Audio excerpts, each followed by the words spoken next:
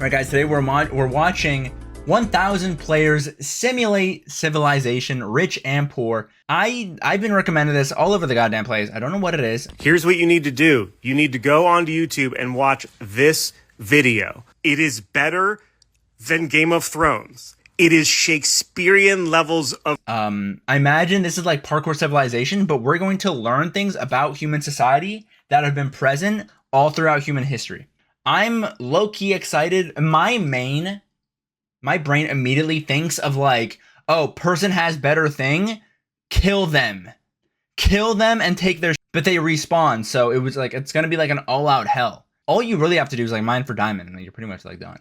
All right, guys, let's sit back, relax. This is going to be the entire stream. The runtime is 2 hours and 30 minutes. So this is a legitimate movie. In the biggest social experiments in Minecraft. Okay, already off to a terrible start. My bad. My brain just can't operate at regular capacity. I min-max everything I do. In the biggest social experiment in Minecraft history, I scattered 1,000 people across 2 massive islands to simulate a realistic civilization. I want to point out already, that's already very, very impressive. But you know, what isn't when you're unemployed?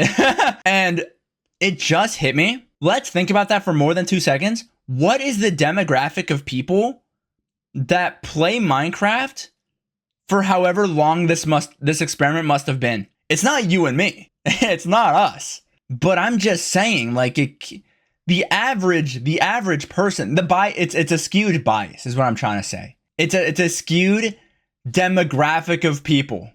The autists love the craft. I'm just gonna throw that out there. Oh, let's go back. The players were given no help or guidance, and just like in real life, if you die, you remain dead forever. Okay, so it's like hardcore. That's actually like, that's one thing that's quite nice. I want to point out, I would instantly die because I don't want to be part of that anymore. Now each player has the freedom to do what there are women, okay. W feminism. Become a dictator and build a society.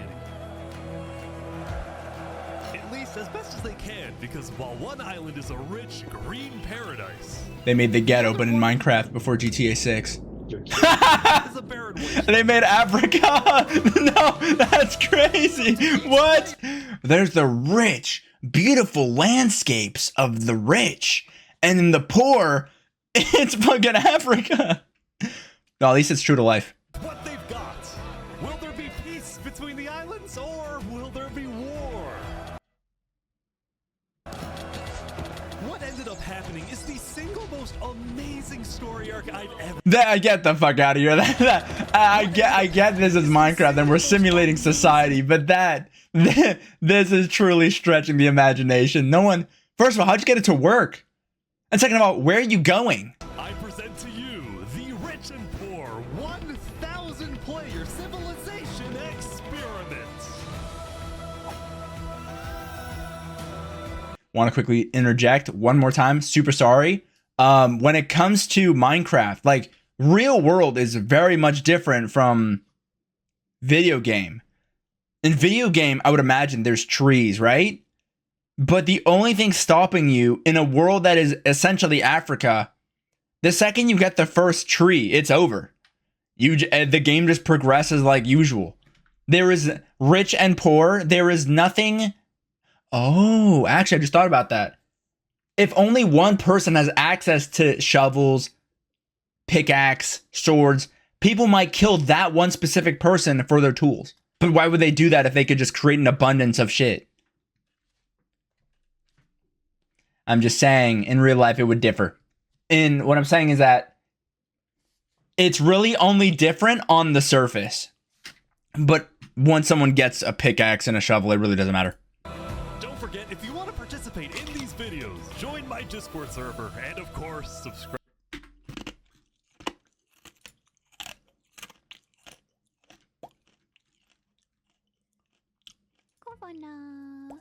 You're gonna load it in time this year, my guy? Sorry, it's over here. Accept that's common. Absolutely. I'm in the server. We're in. Sorry. Let's get back into that. Wait, it said and turn on notifications. Okay, we're good.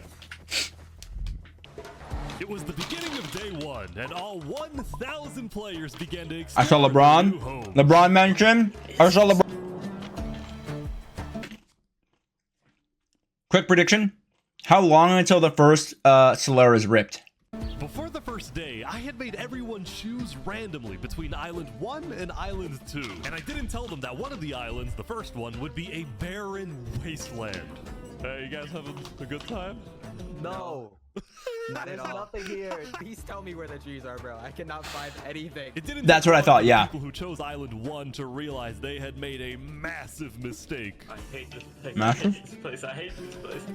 Players realized that building There's a tree right civilizations on there. Island 1 would be particularly challenging. And right next door, a massive volcano that could erupt at any moment. Ooh, I'm not going down there. This volcano also happens to heat up all the water on the island. Oh, Really? Wow. Okay, so there's mods. A lot of people. Okay, this might be low-key interesting. Now, to begin building civilizations, the players needed to Wait, so find they can't even the drink water. please tell Well, me as where the me saying they would drink water in fucking Minecraft, dude. trees are, bro. Wood is an essential material, and without it, you really can't do anything. Yeah, I've been alive for longer than Island 10 years. There was one tree on the island, and it was pretty big too. But, Damn. Of course, it was completely surrounded by boiling water. You've got to be kidding me. Swim across? Question mark. Meanwhile, let's go over to Island 2. Yeah, that guy. Look at that. That's a beautiful idea. Look, they're already. That's it. I was just thinking swim across, but this is fucking Minecraft. Couple of dirt blocks and it's nothing. Let's go over to Island 2. The whites, Hey guys. the elite. Sorry. No, I'm not fucked up. wait. I'm eating, so I'm not really processing what I'm saying. Brain connection was rich island. We fucking get it. It's in Africa, and this is not Life on Africa. Island 2. The only real danger on Island 2 was the possibility of falling down from a tree as you're collecting wood. Okay. But some people found a way to even work around that. So you're planning to build a bakery, Yes, I am. and you're forcing your employees to go up and get oak. Oh. No. She forcing you to work up here. Hey, no. Already true to life. Yeah. The there's already some simp action going on. Oh, it's double carrots, triple carrots. Don't say anything. I won't elaborate further. Also, because Yeah, of the vast amounts of trees, people were very quickly able to craft tools that allowed them to mine underground. Hello, Saps. You doing okay? Yeah, I mean, this island's great. Appreciate him showing the recipe for pickaxe. I would have never known. Yeah, I loaded. Overall, the people of Island 2 were thrilled with their new home, thrilled with their wealth, and they were very optimistic about their future. I wonder, are they told about the experiment? Is it like, how long did it last? By Like the stay end in of this the first day, Minecraft world for until it's done? Is it still ongoing? players on Island 1 had finally reached the big tree. You realize how high up you are? Oh yeah, no, we're not scared. No? No pain, no gain. Island 1 was still pretty far from Sure. having fully fledged civilizations, but there were communities starting to form. For example, this player named Remy the Rats made a small restaurant to feed those who were starving. Remy the Rat, what are you serving them here? It's very W idea, though. Bread? And you can, what the frick? Why? Wait, is this a bread line? Oh no. That's dead ass a W idea, but oh, so that guy's. I called it. I dead ass called it. One guy would hog the resources. I told you. We're gonna see if that guy gets killed or not. My prediction is he won't get killed, but they're gonna be copycats of that guy, and those people will get killed. I'm predicting right now. Small group of people who had chosen to settle in a weird location. People at the volcano. What type of people would choose to live on a volcano? Hey guys. Hello. What the? Hey, how's it going? Welcome to the mafia. This The was mafia? Okay. He recruited about 20 people to join his Italian mafia. His goals were very simple: make friends and get rich. Hold on, can we tell you what So funny to think about that, like people quote unquote like joining the mafia, but like people would legitimately just do that for the fuck of it. So if they become the antagonist of the series, there is no consequence. Little secret. We found some netherite. Oh, really? Yeah. Really? Anyone though? We're trying to keep it between us. We'll check back in with these guys later, but How? in the meantime, on Island 2, there were actual huge civilizations starting to form.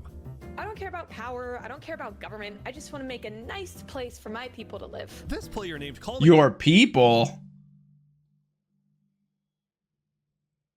Your as in like your community people, or your as in you own people? Cast was the leader Men. of about 50 people in a The shrimps. I'm just. Cast coalition. And a coalition. I hate how much editing there is every few seconds. My brother in Christ.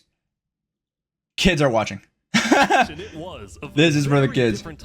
You think this is bad? Legitimately, go back and rewatch Parkour Civilization. It explains everything every single second it has the chance to, every 5 seconds. I just jumped over this thing so I could get the thing. Whoa, after jumping the log to get the thing I just got, it's going to be crazy. 20 minutes after I jumped over the thing to get the thing that I wanted, I'm going to go do this. And after I just jumped over that, like, my brother in Christ. People, I understood it the first 2 times. Bankers, Canadian cartels, bakery Canadian owners, cartels? and their employees. How much even being paid to work up here? That's actually so funny. It's the sim from before. Now, later in the day, Island 2 would face its first conflict. Really? Hey, you guys can't be destroying the beach. Who are you? A group of about 20. Sorry. I immediately thought this is so scripted. Because who gives a fuck, dude? Hey, the Minecraft lands? You can't do that. Not in the Minecraft.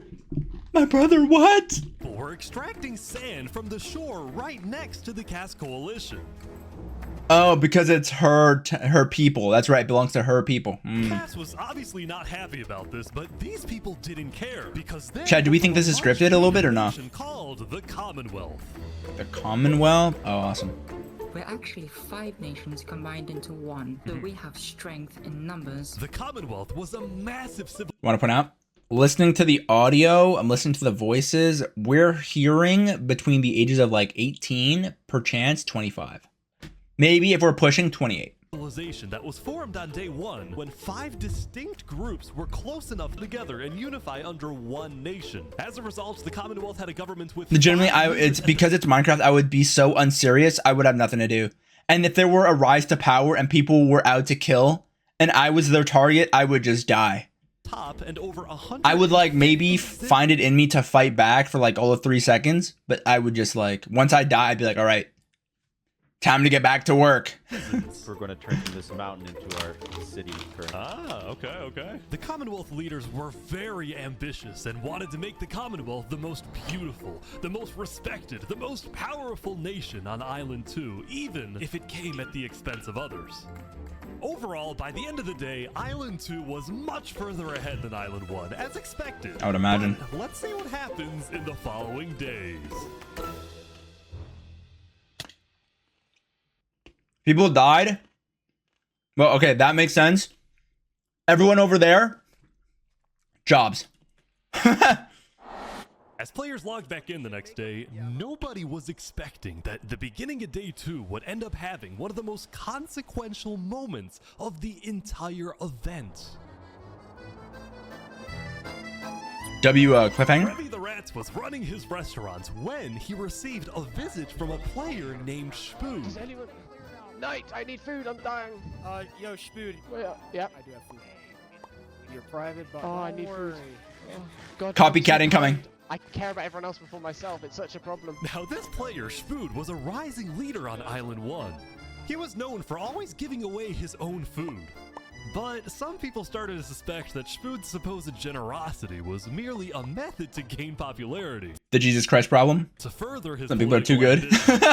That is until... Does he get assassinated? Oh my God. What? For what? Oh, he's a traitor. He was trying to assassinate Spood. Spood was murdered. Bro was JFK'd. Actually, more like assassination attempt, which brought him exactly the attention he needed to cement himself as a legend on Island 1. Are we dead us? This is just Rick and Morty. This is dead as what happened with Evil Morty on the fucking on the ship. Used this leverage to establish an empire named West Helm.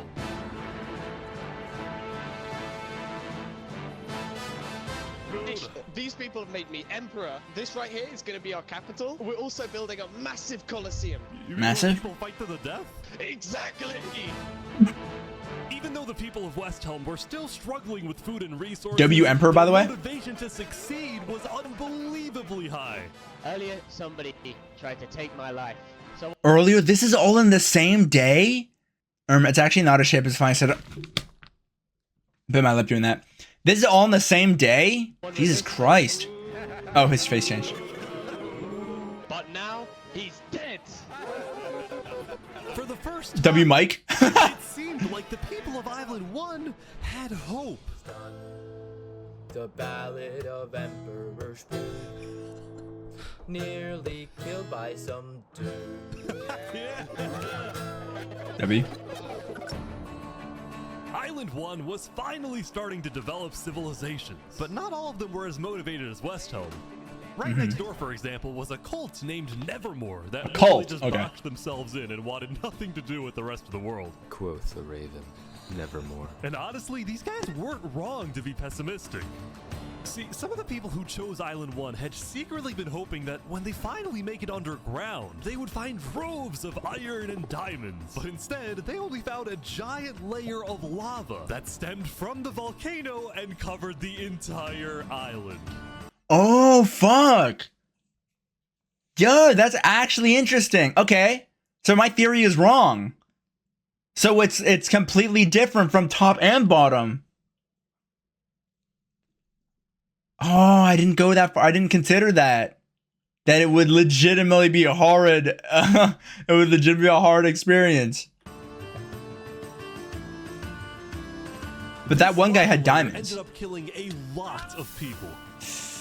Dumbass, never dig straight down. That said, a lot of people weren't necessarily angry at the poor conditions themselves, but more so about the inequality between Island 1 and Island 2. See, even though the two islands that's the whole point. Them, preventing anyone from crossing for now, rumors were spreading about the wealth and the amazing environments of Island 2. Because of this, some people on Island 1 were starting to develop some feelings about the other island. Island 2 might be the better island, but we're the better people. Oh.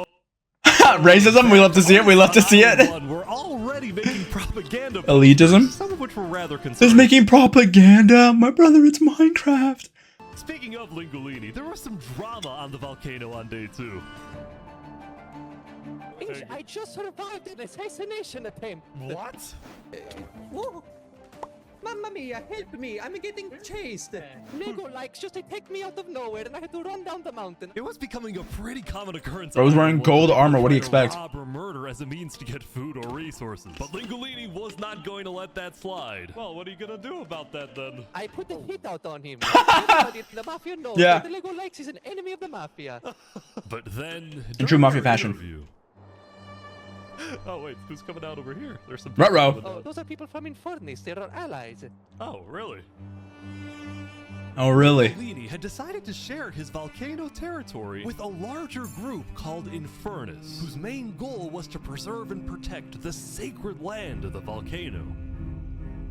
I spoke with the leader, a player named Seneca, who described herself as the Queen of Infernace. It's a woman. Sorry. Why wouldn't it be a woman? You know? Chad, did you? Never mind. We have to treat the volcano with the respect it deserves, and we hope we can work with Lingolini to do just that. That makes like 3 women I've seen just now, and they all like care a ton about the environment that they're in. Am I crazy? The illusion of free will. Seneca and Lingolini agreed to protect each other in case of an invasion, and use the volcano's height and... I'm not gonna say what the immediate thought that came to my head. If anybody tries to attack us, we'll kick them out like a Koopa shell. Now, I'm surprised they didn't stomp them. On day 2, the Cass Coalition was approached by an army of boats. Ruh-roh. Oh, crap. Guys, I think we're under attack. Guys, I think you're gonna want to see this. Coming to attack. No, we can't fight this. We gotta run. Get everyone out. Get everyone out. But after a few moments of panic, it turned out to be just a group of immigrants who had gotten lost. We are not here to invade, I swear. What is happening? We are not here to invade you, we promise. But I didn't do anything. I just followed them. brought them all. You didn't do anything. Okay. The leader of the migrants, a player named 3 Below Zero, profusely apologized for the scare, and then the migrants took off. What's going on, Cass? I know they didn't mean to do that. I'm telling my people not to worry. Glad to hear. Now on day 2, players had finally realized that Island 2 was not technically an island at all, but an archipelago or chain of islands. The northern island was an optimal place to settle with open fields. Oh, W, we're gonna see classism in the elite part of the world. Okay. And wildlife. So naturally, it had the biggest civilizations, including the Commonwealth, the Cass Coalition, and a huge kingdom named Tricolor, ruled by a monarch named Jofiel. The red stands for the underground, the green for plains, and the blue for the coast. The center I like that guy. Cherry blossom trees. He gives off that one like the prince of like an anime. You know what I mean? Like blonde hair, blue eyes, like in what's it called, Vinland Saga. It's the prince, the king, Of a small Canute. nation called Barbuland. Fine, you wanna get it. What is this? Life in plastic? Oh god. It's fantastic. Oh, there can? And lastly, the southern Oh, we're just gonna big, okay. but also We don't care about the men anymore, I guess. flooded with jungles and swamps. As Turn this result, into a nobody fucking really wanted to stay gender there. issue. Although I did find one person. Saps, what is this? Wait, what was that? But also extremely dense, flooded with jungles and swamps. As a result, nobody really wanted to stay there. Although I did find okay. one person. Saps, what is this? Can't you tell? This is my vacation home. How's this a vacation home? I don't see any lawn chairs or furniture. There's no Hey, roof. hold your horses there, cowboy. It's not done yet. Saps was one of the W guy, this is actually Sigma behavior right here. few players who When they say, guys, become the Sigma, remove yourself from the whatever. This guy's actually living it. This is it in action. chose not to join any civilizations because he didn't want to get dragged into politics and drama. Still, he made Loki. I found my favorite. Chat, when you're watching something like this, I hear that it's good to attach yourself to certain characters so that you're more emotionally invested. I found mine. Actually, I found a few of mine. There was the blonde guy from before, the prince guy, and then that guy. I secretly hope that guy doesn't get assassinated because he lives in such a remote part of the world, or he might farm so many supplies that people come to him for guidance. He might become like the wizard in the mountains type shift, or the monk in the mountains. made lots of friends We'll see. across Island 2. His best friend. Oh my god, he's friends with the blonde guy. Second in command of the migrant group. Speaking of, 3 Below Zero and the migrants had finally reached their destination all the way up north. Now, other than accidentally invading the Cass Coalition, these guys seemed pretty insignificant. But little did people know, this new civilization was about to change the entire world. Derp. We are blessed to They set up gallows? and we intend to use it for good. What? We are enlightened. We are the light. They became a cult. Luminara. Oh my god. Migrants had decided to call their civilization Luminara. They saw themselves as the light of Island 2, the innovators, the inventors. I wonder, and by that logic, who would be the not so light?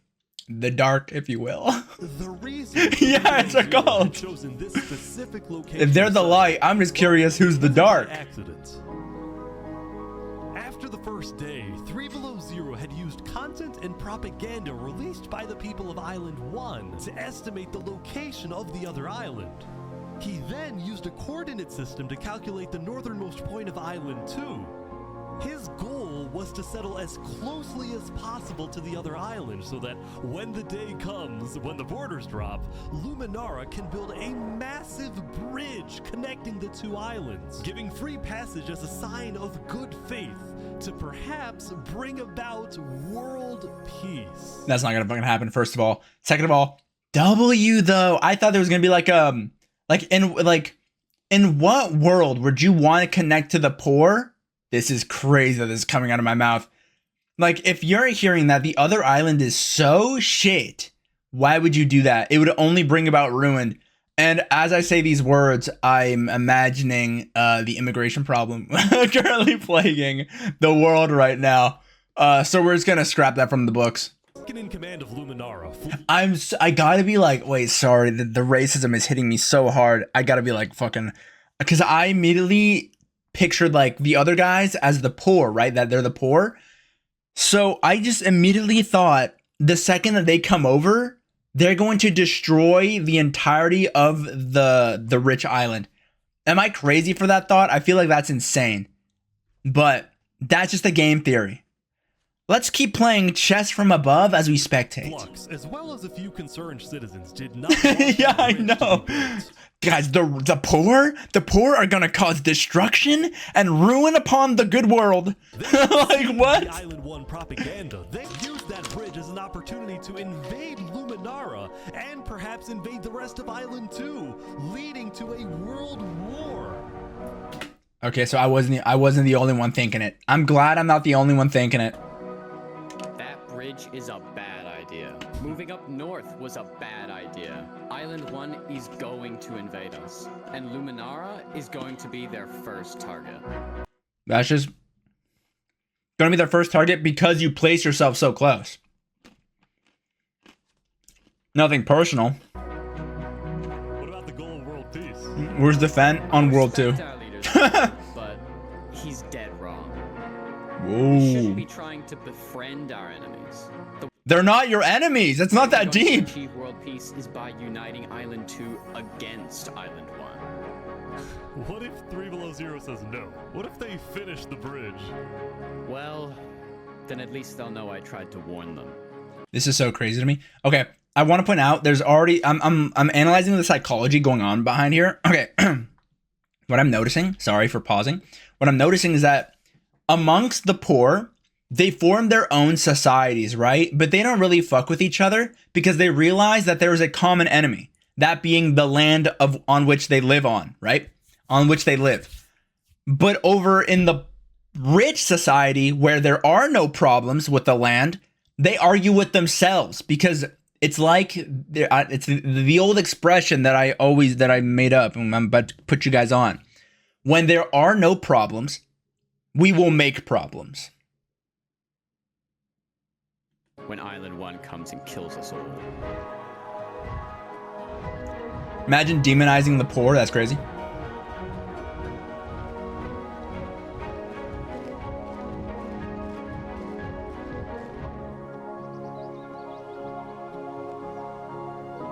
As day 2 came to an end, tensions were rising, both within nations and between islands, leaving people worried about what's going to happen next.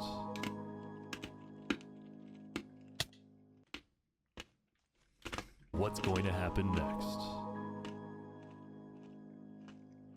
I'm wondering if these are like real days or like Minecraft days. Crazy how, no. I think the disparity's right. People died in lava. Meanwhile, over there, still all unemployed. Back at Island 1, I was watching a small group of pirates who called themselves Al-Qarasina. Al-Qarasina. That's insane. Yeah, sorry, Al-Qaeda. Sorry, Al-Qarasina. Closely, there was a person of interest hanging around with the pirates. Lego likes. Just attacked me out of nowhere and I had to run down the mountain. Well, what are you gonna do about that then? I put a hit out on him.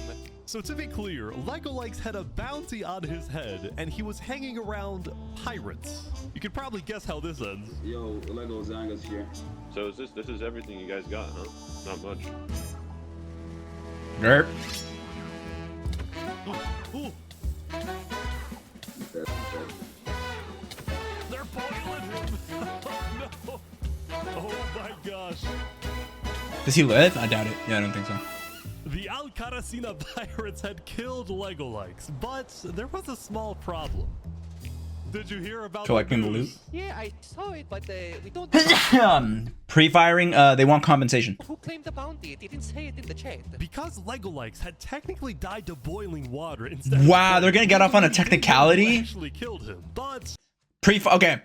They're gonna get off on a technicality before. This is really interesting. I just want to say this. I think they're going to avoid payment to the pirates, and the pirates and the mafia are going to fight. Fortunately for the pirates, when a player dies, the dead player drops their own head, which the pirates believed would be the proof they needed to collect their bounty later today. So Nope. you're expecting a payment later? Yes. All right. Well, I'll go.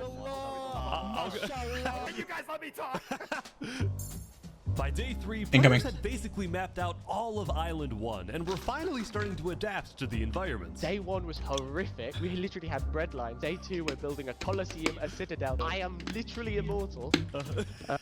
Hopefully that isn't foreshadowing. Emperor Spoon That's was foreshadowing. still the most powerful man on Island 1, and on day 3, he was invited to a big international meeting hosted by a charity group called the Blue Cross. We invited you here mainly to discuss plans in case the volcano erupts.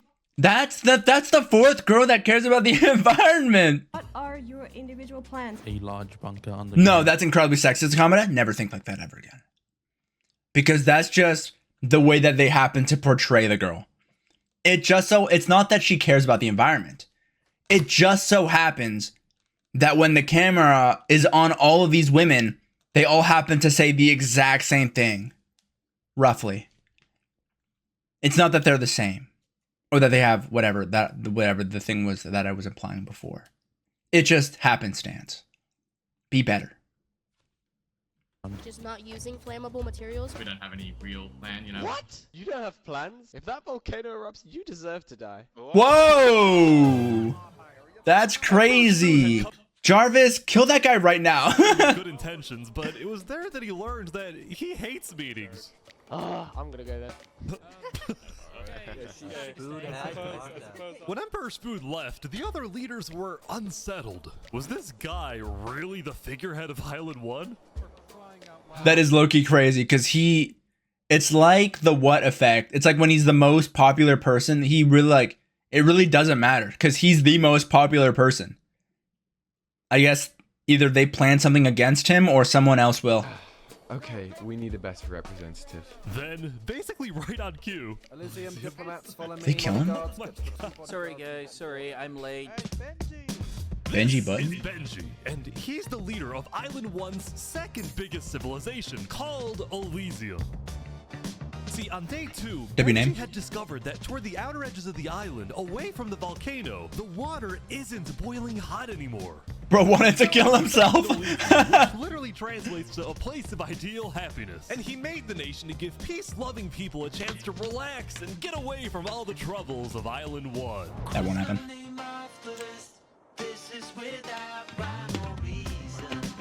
Look at these Elysian guys swimming in the water. We were hoping that Lord Ish could summon a single mushroom cat. Alright, if anyone drops a pufferfish in the next 60 seconds, I'll do it. What do I have to do?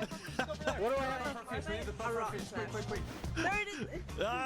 Alright. W. You know what'd be so funny right now? If they start worshipping Ash or whatever this guy's name is, sorry.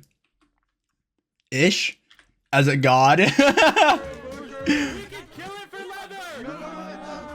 Now back at the Blue Cross, Benji and the other They start fucking worshipping and start sacrificing. Island 1 alliance. All the leaders at the meeting, including West Helm's representatives, believed that given the harsh conditions of Island 1, an island-wide alliance could be a game changer.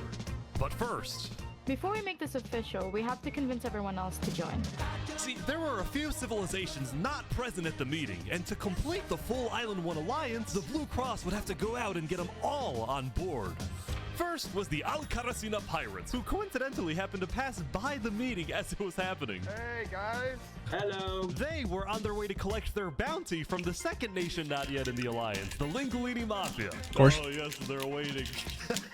Hello, I'm looking for Malia. Hello, it's me. Ooh, mamma mia! It looks like a small brain. It sure looks like a Lego likes. Meanwhile, the Nevermore cult would probably be a little bit more difficult to convince, but the Blue Cross said they'd try anyway. Now, as for the fourth and final nation, well, it was a bit of a mistake. They made all that? That shit low-key looks fire. Down south, and they were very isolated and secretive. They were also rumored to have an extremely strict government, but also a large amount of very skilled fighters. As a result, people were kind of scared. Low-key, to approach incredibly them, but badass. They knew they had to eventually to complete the Blue Cross Alliance. They knew that if this alliance works out, it would instantly, my first thought was like ninjas. Island. All of a sudden, out of nowhere, My life be like the isolated part. W +2 +2. At first, Island 1 was supposed to lose, but now they were on the verge of turning their lives around completely. Bait. But it was like I was saying, like the land is so bad, they might as well just like cooperate. And in a world with 500 like legitimate people, I mean, like, it's pretty peaceful. Like, who knows when hell will break loose? But I know when. It's when they join with the other island. I mean, the only thing that would cause like devastation in island, the poor one. Hold that thought. As you can see, there was a bit of commotion at the Commonwealth. They had just exploded their own land because of a miscommunication. What happened was one of the 5 leaders, Coraline, got the idea that the Commonwealth was planning to move east. So she started telling everyone to move. Thus, believing that they wouldn't need their old land anymore, one of the citizens just decided to blow it up. I thought we were moving. What? We're not moving. I'm surrounded by idiots. Overall, the Commonwealth... There's no way he said that. There's no way he said that. Because the 5 leaders were constantly fighting over power. Yikes. See, there were 5 leaders. Each Yeah, I got that. You know, when you show 5 people. You know what? I'm just gonna stop hating. I knew there were 5 people. That's all I'm gonna say. But because they were originally 5 separate nations, each with a differing amount of citizens, should the smallest faction's vote have the same weight as the biggest faction's vote? It is ridiculous that Armin's vote is worth the same as mine. I mean, I need about 50 people, and he has like, barely 5. That's insane. In disarray, Commonwealth citizens started moving to other nations like the Cass Coalition. Cass's style of governing, letting people do whatever they want, was making her very popular with her people. I've been with Cass since pretty much the beginning, and she's established a democracy, a true one. Focused on like letting everybody do their thing. Democracy, but letting people do their own thing. See, W quote drop that I'm about to do, it's not free. You're confusing freedom with, like, what is it? W quote, by the way. You're confusing freedom for what you're allowed to do at any time. What is it? You must confusing. Yeah, you're confusing freedom with having no responsibilities. That's what it is. They're allowed to do whatever they want. It's not. Is it really freedom? Because freedom implies like that there's regulations. There are no regulations. It's just Minecraft. So it's like saying, yo, play the game. Are you truly free if I just say play the game as if you would normally play the game? But at the same time, the lack of any regulations had some unintended consequences. You mean anarchy? Making strange and ugly buildings. So to That's very rude. I thought that was gonna go in like a I'm gonna bomb everyone's houses lean, but now it's just this made people do really weird things like making ugly ass fucking houses. This Cass hired a building inspector. I have placed a lot of foundation for a glorious city, basically made out of stone. That way no one can burn. Is this the Riddler? However, the building inspector did get a little power hungry. What's going on here? He said he's gonna demolish my house because it's not up to building code. What? Not up to code. So then This guy's gonna get assassinated, I promise you. took matters into their own hands.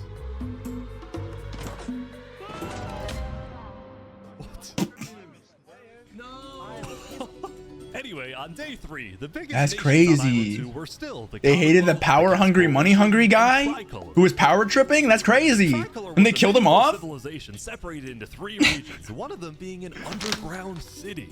Oh my gosh. This is big. Yeah. That's what she People said. didn't really know Not that to me much though. about Jofiel and Tricolor because they tended to be more private. Jofiel was more interested in building up Tricolor rather than doing outside diplomacy. But people would still come to Jofiel with all the political news of Island 2. I am so tired of the politics already. I've got some news. People are concerned with Aperion trying to colonize them. Oh my god. Now, this Who's a particular Pyrion? rumor about a group named Pyrion colonizing. Ah, there we go. Thank you. No, that's my bad. I'll shut up and keep watching. A small town led by a player named Alkaline, and it was actually the only nation other than Luminara that directly bordered the ocean next to Island 1. That said, the rumor that Island 1 was uniting was true, which got some people worried, especially the two border states. So, Jofiel invited over all the major leaders and diplomats of Island 2 for an emergency meeting. The only leader who declined was 3 Below Zero because he was busy building the Luminara Bridge. So he sent in his place his second in command. Is that crazy? Wasn't he against the bridge? Keeping up a facade. Okay. Flux. Flux, what's your plan here? I don't care what 3 Below Zero says. We need to make sure everyone unites against Island 1. Am I misremembering? This guy's gonna betray 3 Below Zero? His second in command? Oh, I got it wrong. 3 Below Zero wanted the bridge. This guy doesn't like the bridge. Oh, okay. Dude, I gotta keep a fucking like notepad next to me.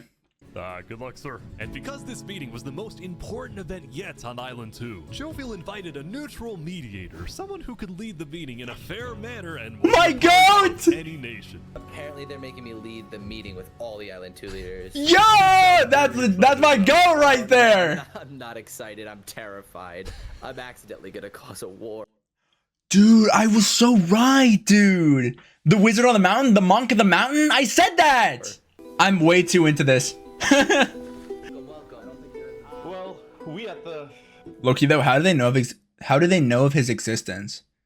It's like, oh yeah, by the way, there's a random ass player on the South Island that no one wants to go to. Let's go recruit him. great and mighty Commonwealth are looking forward to a productive conversation. Thanks, it's great. So, as the president of Pyrion, I'm actually really worried about our town, which is why I'm proposing we all join a defense pact. If one of us gets attacked, all of us are under attack.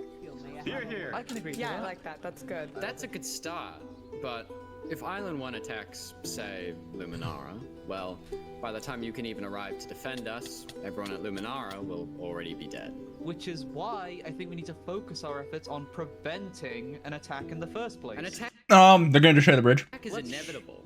I'm just saying. Hold on, Flux. Let Jovial finish. Bro, really hit him with the silence. Island 1 is silence. They're not going to attack us. They have bigger problems. And imagine for a second how quickly we could change their hearts and minds if, instead of treating them as an enemy, we send them aid. Jofiel, that's what I like to see. Don't assume that the enemy are the enemy. That others are the enemies, I meant to say. I think Joe feels right. We do the defense pact, but we also send aid to Island 1. Basically, we're ready for an attack, but we try our best to prevent it. I'm on board with that. Her jumping on the table to make it her speech more important. The Commonwealth agrees. Guys, no, this is ridiculous.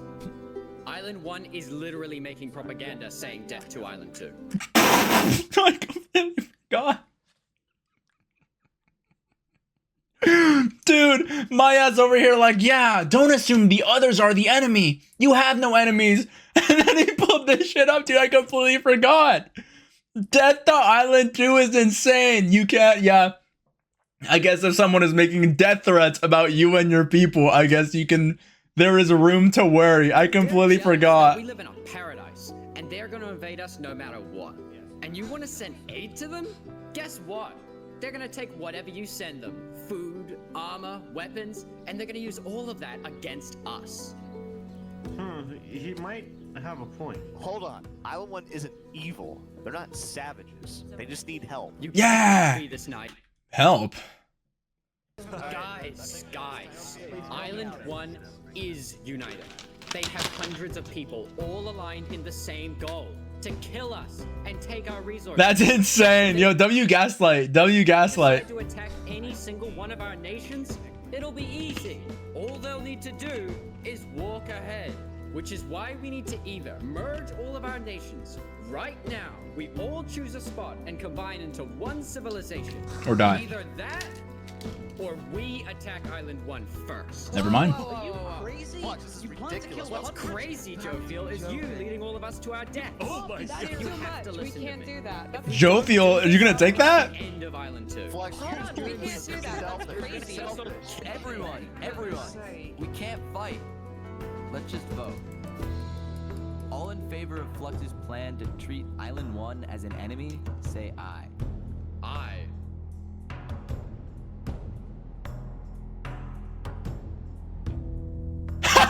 Sorry, I was expecting so much more, and for a second it hit me. I was like, why is it so quiet? All in favor of sending aid to Island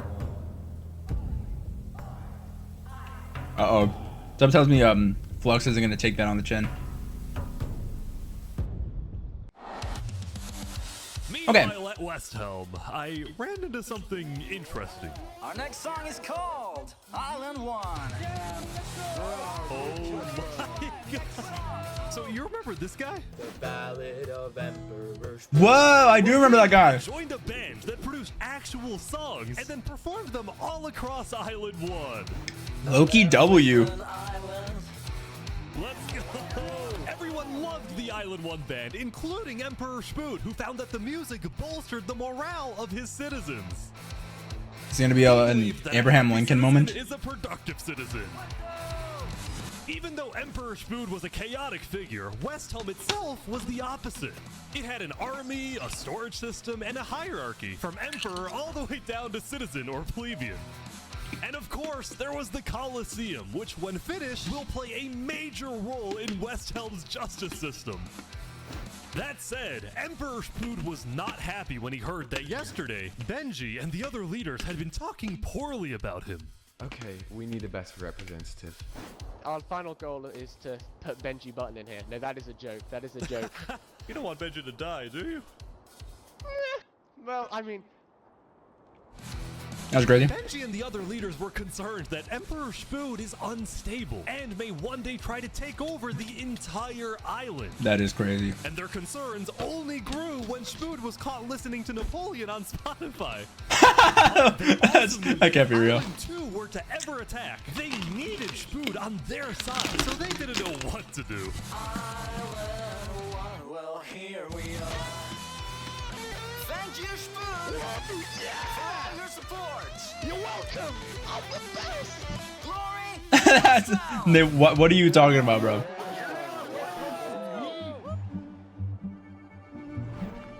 Meanwhile, Seneca, the Queen of Infernace, had decided to begin building a massive castle for her people. A beautiful home base that would hover directly over the volcano. I'm just curious if the volcano will erupt. If they have like a mod for that. Meeting, a lot of leaders expressed worries about rumors that the volcano may erupt. And Oh my god, dude, they're inside of my head. each take different precautions. Everyone believed that the volcano was dangerous, except for Seneca, who had decided to take the opposite approach. It's all just paranoia. If we really value the volcano, we need to have faith it won't erupt. The main goal of I like that thought process. What is it? Don't worry. Don't do anything about it. You suffer twice. I love that. I love that. I love that mentality. Infernace as a civilization. Lingolini, meanwhile, decided to make his home underground within the volcano. Deep under the ground, like a Goombas. Like a Goombas. His main goal was to get rich, and having direct access to iron and gold was one reason for him and the Mafia to live there. But it wasn't the main reason. Remember this interaction from day one? Oh, yeah. Let me tell you a little secret. We found some netherite.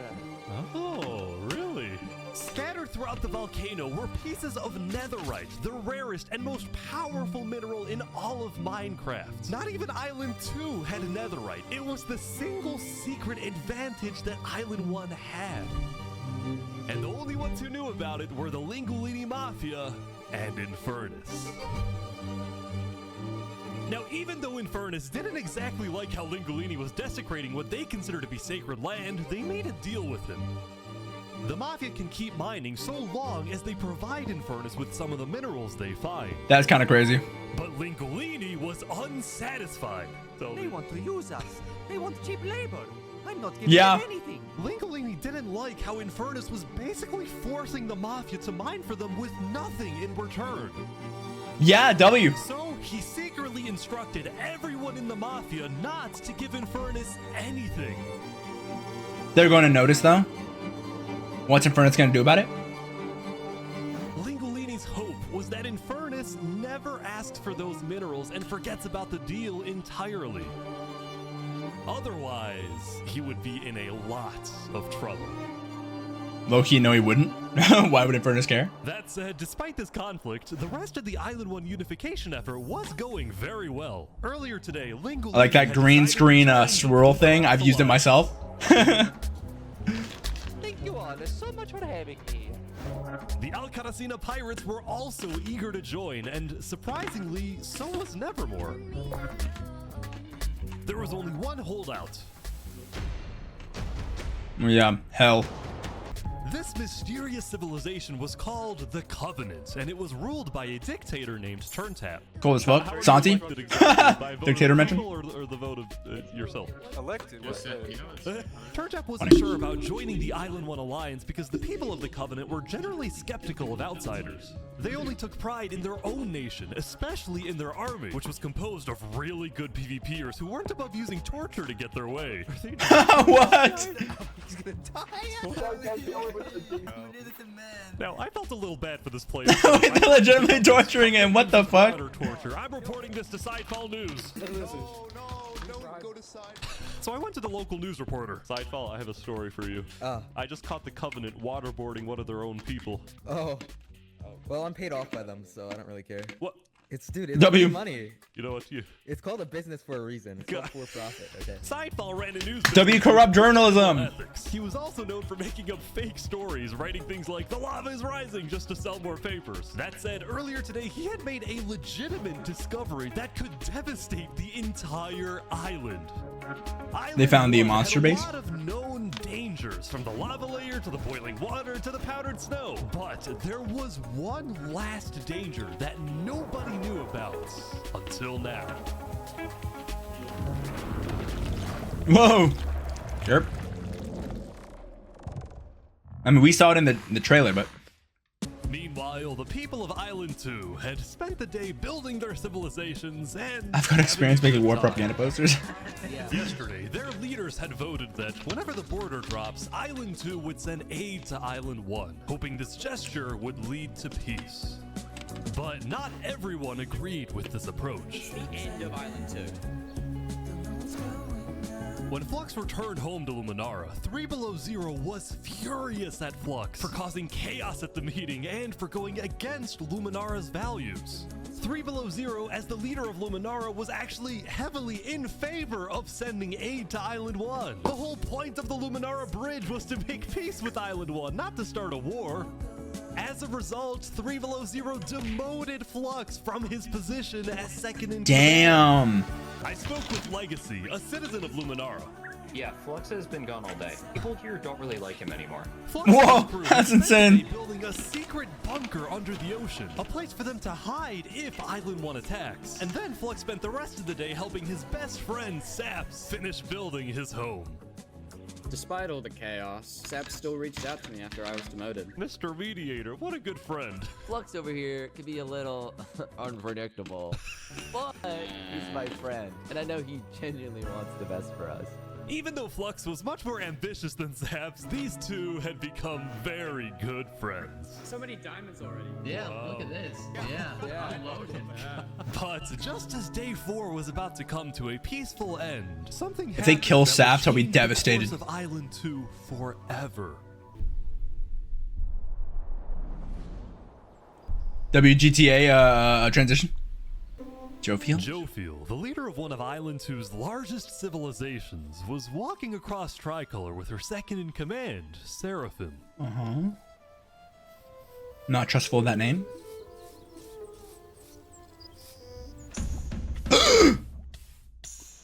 No! Jofiel! Seraphim! What are you doing? What? What? No way. For the love of the game? The second in command of Tricolor had just killed their own leader. What? Immediately, all of Island 2 went on lockdown. What? Wait, what? Every everyone. Oh, was and it exposed confused about Seraphim? What caused this to happen? They killed Jofiel. Why? After Seraphim fled, Tricolor was in complete disarray. That's our leader. Wait, this got engaging. It might be a good idea for him to call an emergency meeting with all the leaders. Among Us? So, for the sake of the island, Saps agreed to host a meeting tomorrow. But for now, he and many others headed to Tricolor to help them restore order. Not to kill Seraphim?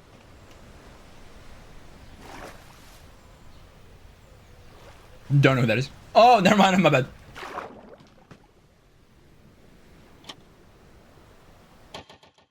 A hidden base. Why Jofiel? Jofiel was like the hope. He was the Harvey Dent. Isn't that Flux's base? Maybe. Oh, you're right. But Flux wasn't against his Jofiel. Face tragedy. Oh, what? The leader of the Alcaracina pirates, Noble Bucket, died very suddenly. Alright, they sent me Wait, the what? footage of what happened. Oh no. He doesn't know the lava layers there. Ooh. No. I think I'm dead. That's tough. Oh my god. With world leaders dying left and right, the media had plenty to report on. The most trusted news company was from Elysium, called Daybreak Media. We're number one because we actually report the truth, unlike that bozo sidefall. And later into day W. 5, the news would get even crazier. For purposes of unity, the Covenant had finally decided to join the Blue Cross Alliance, thus successfully uniting the entirety of Island 1. Did death cause But that? right away, the strength of this alliance would be tested. Ruh-roh. Oh. Earlier, a citizen of Infernace had accidentally told someone outside of Infernace that there was netherite in the volcano. There's a leak? And this news spread all across the island. There's a rat. Oh my days. This was a disaster for Infernace and the Linguolini Mafia, who had Yeah. been trying to keep the existence of netherites to themselves. I'm gonna shoot them all. Am I crazy? It cannot be that deep. Netherites to them. I used them all. Never mind. Someone else just replied shoot under that. Never mind. You guys can't see because I'm covering the text. About the netherite, the Covenant sent a mining expedition into the volcano without telling Infernace. And lo and behold, they confirmed there was netherite. Ruh-roh.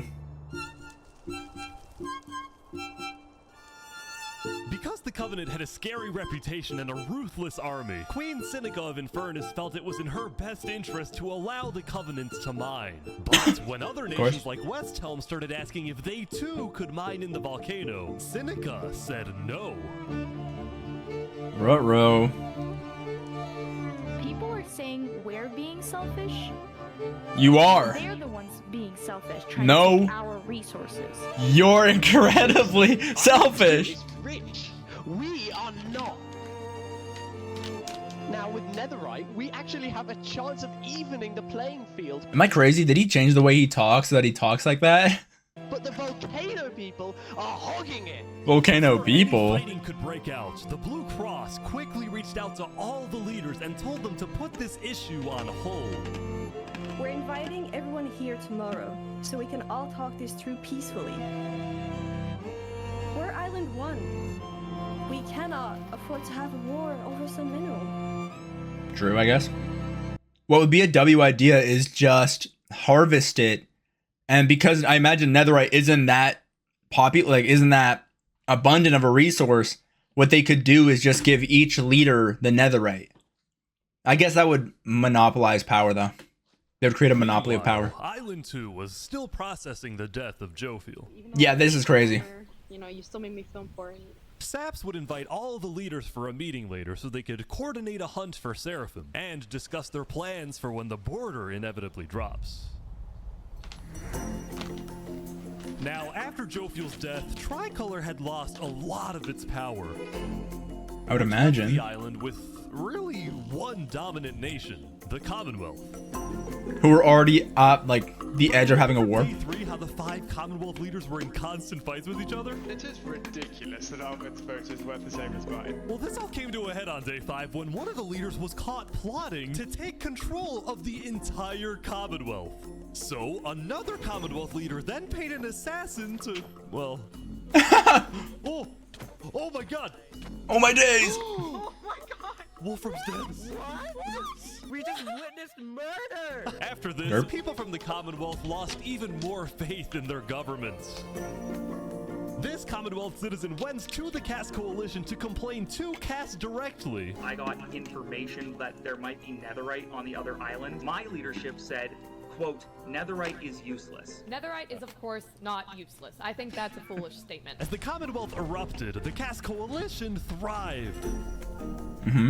But they did have their own problems. Is this your employee? Yes, he is. That implied like getting paid. Is he not getting paid? Skip out on work. You hear this woman? Earlier, No, Big Daddy bro's fighting had back. work to attend a party in Barbie Land. So as punishment, his employers forced him to risk his life and chop down one of the tallest trees in What? the Bro's getting He's becoming a slave. You have to yell louder. I can't hear you. You're so far up. You have to get closer to the ground. You got closer. That's insane. Yo, women are heartless, bro. Now, because of this recent tragedy, Cass decided to stay home from Saps' meeting. That said, every other major leader was now on their way. Bit my cheek by accident. As the leaders and representatives arrived, there was one person who would be notably absent, banned from attending the meeting. Before the meeting started, Flux called me to his underground bunker because he had something, quotes, important to tell me. Experiment's the dumbest shit Flux, ever. what are you gonna do? Dullest? I don't know, bro. I think you're hating. Let me just explain. Andre_Plankovic says, what do you think the percentage of players are virgins? 100%. Because the leaders of this island are utterly incompetent. They can What? see that Island 1 is gearing up to invade us. And their response is, let's give Island 1 more gear. It's completely brainless, and it's going to result in all of our people dying. Am I crazy? I don't think I've heard a single discussion being brought up. Like, the poor island has never once plotted against the rich island. Am I crazy? I've never heard that. The poor island is so focused on themselves, and the rich island is so paranoid on island number 2.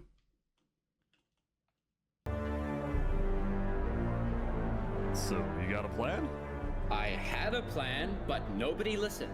They all voted against it.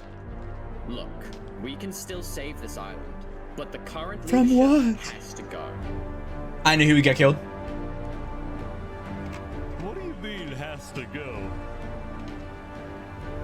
Wait, this is me learning that that Flux planned the assassination of all these people. What do you mean, has to go? Has to go. Pre-fire Seraphim's right there. Oh, never mind. And I'm done waiting. Oh, derp. It's gonna happen today. Alright, leaders, welcome. Thank you all for coming. We have a lot of very important stuff to talk about. You know, during the first meeting, there was one person there who actually understood what I was saying. Seraphim reached out to me, asked me if they could help in any way. I told Seraphim to kill Jofiel. And today, we will finish the job!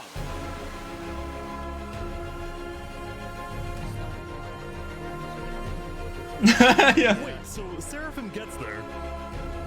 What actually happens next? Something I didn't want to do. Well, what would happen? The only person, the only person of importance to kill would be like Sap, my goat. Nothing would happen. Like, okay, Seraphim is gonna show up, want to kill someone. The only person that could maybe die is this dude because he's not wearing any armor. But that's it.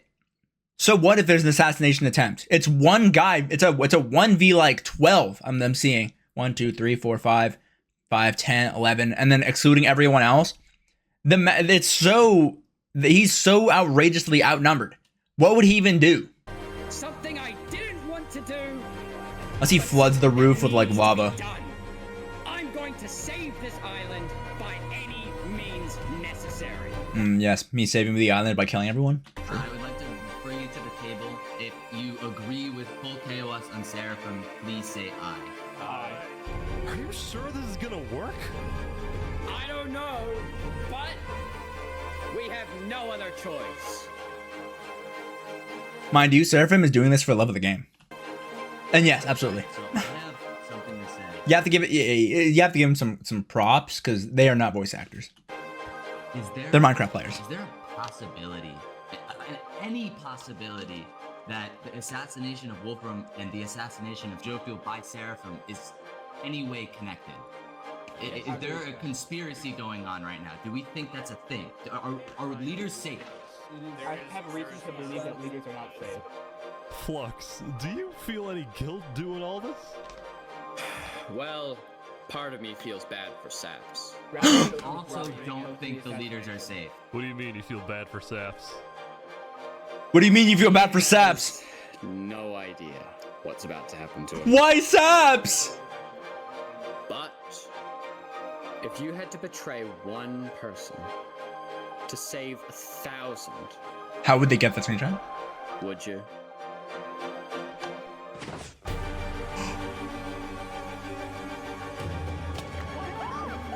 What? What just happened? What happened? I didn't do that. I didn't do that. Oh my god! Why is there a trap? Is this all a setup? Saps, where's Saps? Where did he go? Did Saps do it? Wait, How could Saps have done that?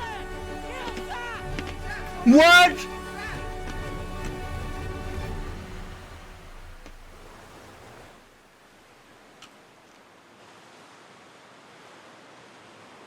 Wait, that's insane! Why Saps? I totally called it, by the way. But he went about it in a way I completely that's actually crazy. I didn't know the stalagmite thing did so much damage. Saps has to go into hiding. The Sigma, the monk of the mountain, the goat. It was a new day, and Island 2 was in shock. On day 4, when Saps was in Tricolor helping the people after the death of Jofiel, Flux and his crew had built a trap in his roof. And Saps did not know they had done this. Yeah, I can imagine. He had been framed by his friend Flux, used as a scapegoat for Flux's plan.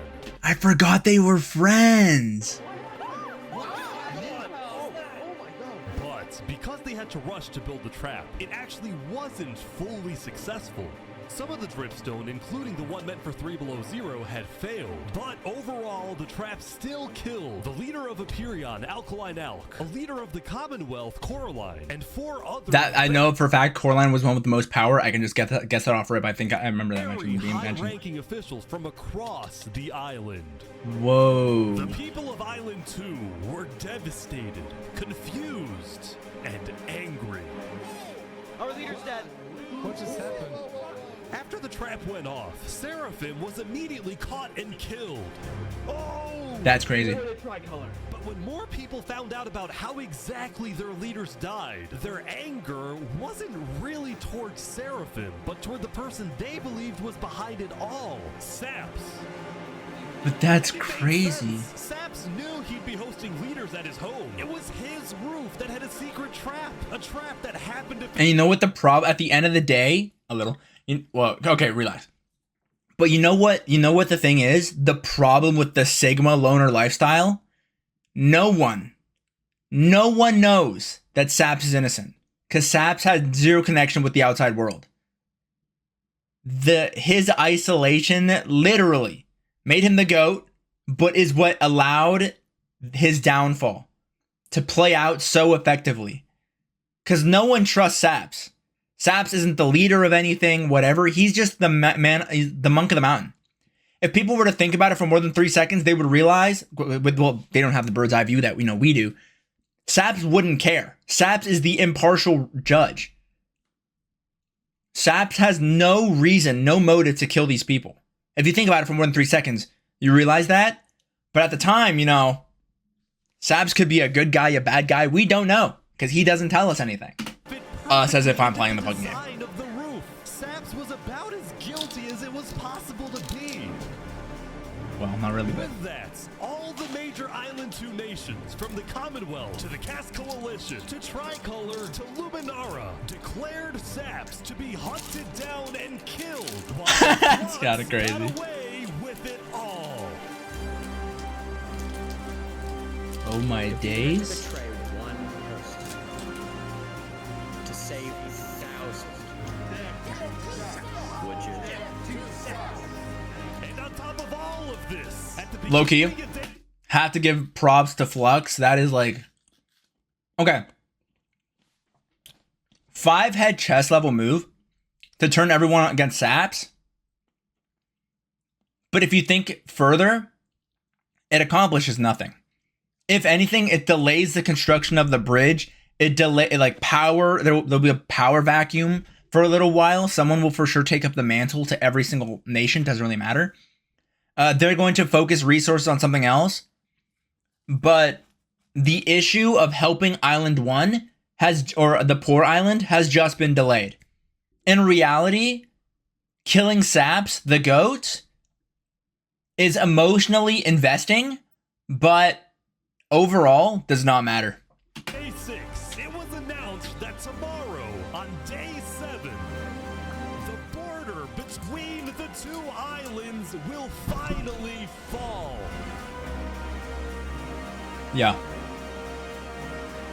Both islands now have 1 day to prepare.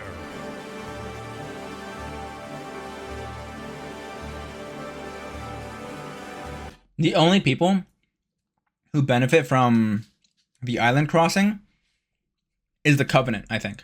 Because the Covenant is the only group, I think, in the Fire whatever, that likes where they are. Everyone else would want to go to the rich place. Maybe except for Luigi, because Luigi has access to all the netherite. But the Covenant is probably like thriving. They probably could not care less. If it comes to PvP, they'll fucking win, and they'll probably be like the last troop standing, like the last clan.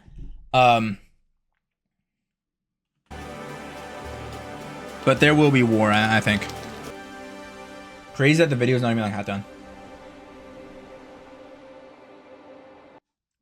This is our collection. We're known as hoarders. Now, when the people of Island 1 saw the chaos happening on the other island, most just didn't really care about it.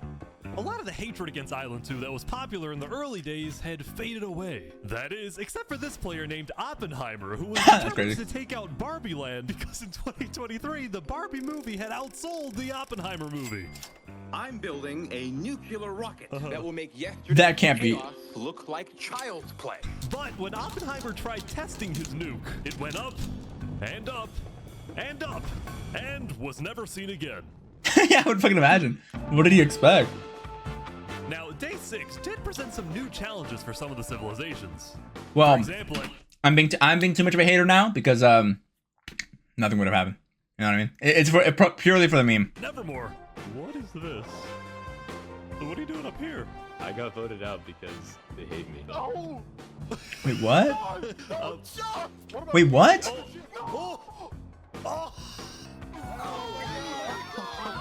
Is that from the Covenant? No. What? I didn't do anything. I blame Ish. Meanwhile, at Elysium, I hate being a leader. Everyone here is so stubborn. Benji was having trouble getting laws passed because his people kept opposing any changes that threatened their peaceful lifestyle. The people of Elysium were generally skeptical of government officials, sometimes even holding trials against them. Although Crazy. this particular trial did not go to plan. Guys, somebody stole Gerald. The mushroom cow Gerald has been Oh stolen. shit. Let's go! There they all go. Meanwhile, at West Helm, there was a bit of a food problem going on. Not a shortage, a feud. See, Remy the Rat had opened up a new restaurant right across from the Coliseum, but the food was questionable. So his customers It's poison fatal. buying their food from another player named Dinosaur. That is until. Oh my god, oh my god, Was Dinosaur just killed? What is he? Permanently closed. All food is now at. Remy, are you behind the murder of Dinosaur?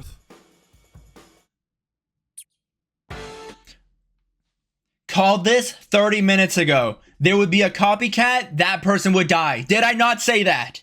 Did I not say that? I'm on chess levels far beyond your comprehensions. And no, it's not because the script is predictable. Even though it's probably for sure that. What do you plan on using this arena for? Bro, for what else? Say legally. No? Maybe a little bit of blood will be shed, and that's all I can say. While Spood was a popular leader who got things done, he had also developed a reputation of being a little unstable. He said outlandish things, he can't stand meetings, and his justice system wasn't by courthouse, but by combat. This is something Spood's first attempted assassin, Ramsayer, tried to prevent. It's why he tried to kill Spood, and he wouldn't be the only one. There has been a small but coordinated secret revolution growing in West Helm, with aims to overthrow and murder Spood. I called this too. The two leading figures are West Helm citizen Ramsay Pi and West Helm's head builder, Knight Arcturus. Full Metal Alchemist skin? Actually wanted to use it for bloodshed. He's insane. The first part of their plan was to take out Spood's second in command, a player named Oo. Yeah. Yeah, that's right. I guess Second command down. But Ramsay Pi was immediately chased down by West Helm's army. You could have made something happen, man. Oh. Ruh-roh. Oh. With Ramsay Pi dead, Knight Arcturus became the sole leader of the revolution. But he also knew it was only a matter of time before Spood finds out about his plans. I want to make one thing clear. Anybody who is caught plotting against me will be executed in the name of West Helm. Glory to West Helm. Glory to West Helm. Huzzah. Now, before the border drops, the Island 1 leaders all met to discuss what to do about the Netherites in the volcano. Okay, yeah, this is the... Going into the meeting, this is pretty important. Happy with Infernace and the Linguini Mafia, who were believed to be keeping Netherite to themselves. Please keep all your weapons holstered at all times unless you absolutely have to take them. The meeting began with West Helm's representative and Spood's newly appointed second-in-command, Spider. We asked if you had netherite, and you lied. You said there was no netherite, that you would, you know. That is pretty crazy. Lying straight up. I completely respect it because he is literally the fucking mafia. But you have to think about it from, like, their point of view. If they're not using the netherite, then there is someone behind the scenes or that is being shown right now. They want the netherite. You know what I mean? Why would you want the most powerful material in the game? Think about it for more than 3 seconds. 5, 4, 3, 2, 1. For protection or to kill. Okay? You had looked in it and that you hadn't found any. Because people were immediately starting to gang up on Infernace, Benji from Elysium tried to keep the peace. Why is it Infernace's job to report on the netherite? There were people literally going into their territory, mine without authorization, and then accuse them of doing something wrong. After some more discussion, Infernace was asked the big question. Will you open up rights to mining underneath the volcano?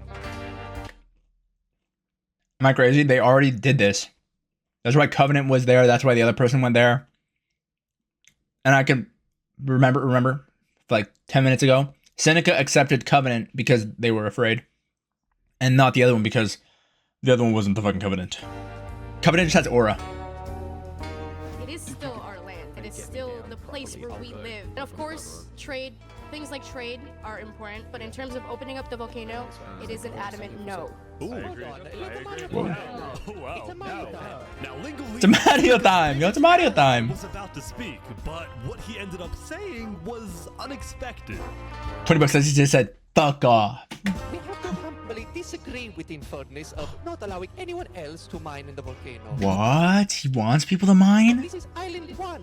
We're all struggling against the nature and everything like that. Shouldn't we all be allowed to mine wherever we please? Yo, what? Revolutionary speech from the literal mafia member gang. Soon, people started offering deals to Infernace. I believe we'd be open to giving... Whoa. Last time I checked, Infernace wasn't the one holding a chastity belt on the mafia. Isn't the mafia like its own gang?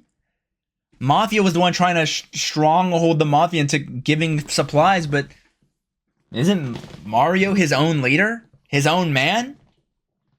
I don't want to say what I'm thinking right now, but I'm not wrong. It is your land. But Seneca still said no. The volcano is still our sacred land. We don't want hundreds of people there mining and ravaging it. As a result, Linguini went even further. On the day one, Mario was here first. True! We're able to mine there, but it's not fair that no one else can mine. While your queen is over there with the diamond boots, some people don't even have any armor. Oh shit! Eventually, that's crazy. Scare tactics. That volcano is insanely active right now. Cap. It will most likely erupt within the next 2 days. Cap. No, that's sci-fi propaganda. That's crazy. After even more discussion, West Helm made a final plea. We have a representative from every single nation on this island. You have an opportunity here to unite us all, or you have an opportunity to totally destroy that unitedness. But You have to think about it from... if you zoom out, let's think about it for more than 3 seconds if we zoom out. So yeah, that is exactly what will happen. So either the trade is opened and you will have some infighting between someone who wants to kill a leader, a leader who wants to kill someone else, whatever. But on the larger scale, for the moment right now, Mario or Infernace, because I guess Infernace talks for Mario, Infernace either lets everyone in or they die. Because Infernace could either get swept up and ignored or assassinated, like we're seeing in Island 2, for the resources. And Mario will probably help that assassination go down. There are really only two options. It's either kill or allow the trade. And if you don't allow the trade, on top of what I just mentioned, we have Island 2 or the rich that want to come over and kill everyone here. Having netherite would be a significant buff to advantage. I would have said, though, I'm surprised Mario didn't take up the full netherite armor already. But I guess if he keeps it in hiding, it doesn't really matter. Seneca still wouldn't budge. For now, it's a no. So, Linguini made a big announcement. Mario has a large chunk of territory in the volcano. The Linguini family declares independence from Infernace. There we go. I thought so. Open mining to anybody who wants to mine. W Mario. Seneca's leaving? Seneca had left the meeting, furious at Linguini's betrayal. It's not even betrayal. Well, that's not a betrayal. Mario was always against Seneca. By Grace Desire. Mario was always against Seneca, like the entire time. Yo, Mario, mine in the volcano and give all of your resources to me. For what? I wish we had a better outcome, but this meeting's adjourned. In the bog, we have Saps, the goat. Saps, what just happened? I also want to point out, by the way, Saparata, really clever. If you add a couple E's in there, it means separate, which is what he ended up doing. What happened? Every leader in front of me just died. And you had nothing to do with it. It wasn't me. Someone was in the roof. I'm getting framed-ish. Following yesterday's trap, Saps was on the run, as he was now the most wanted and notorious criminal on Island 2. Mm-hmm. I'm screwed. What am I supposed to do? He had no choice but to hide amongst the dense jungles and swamps of the southern island. Yeah. But he also knew that the longer he hid, the more guilty he looked. So earlier, he had decided that he would turn himself in under the condition that he is given a fair trial. Flux, meanwhile, was satisfied with the success of his plan, but it wasn't over quite yet.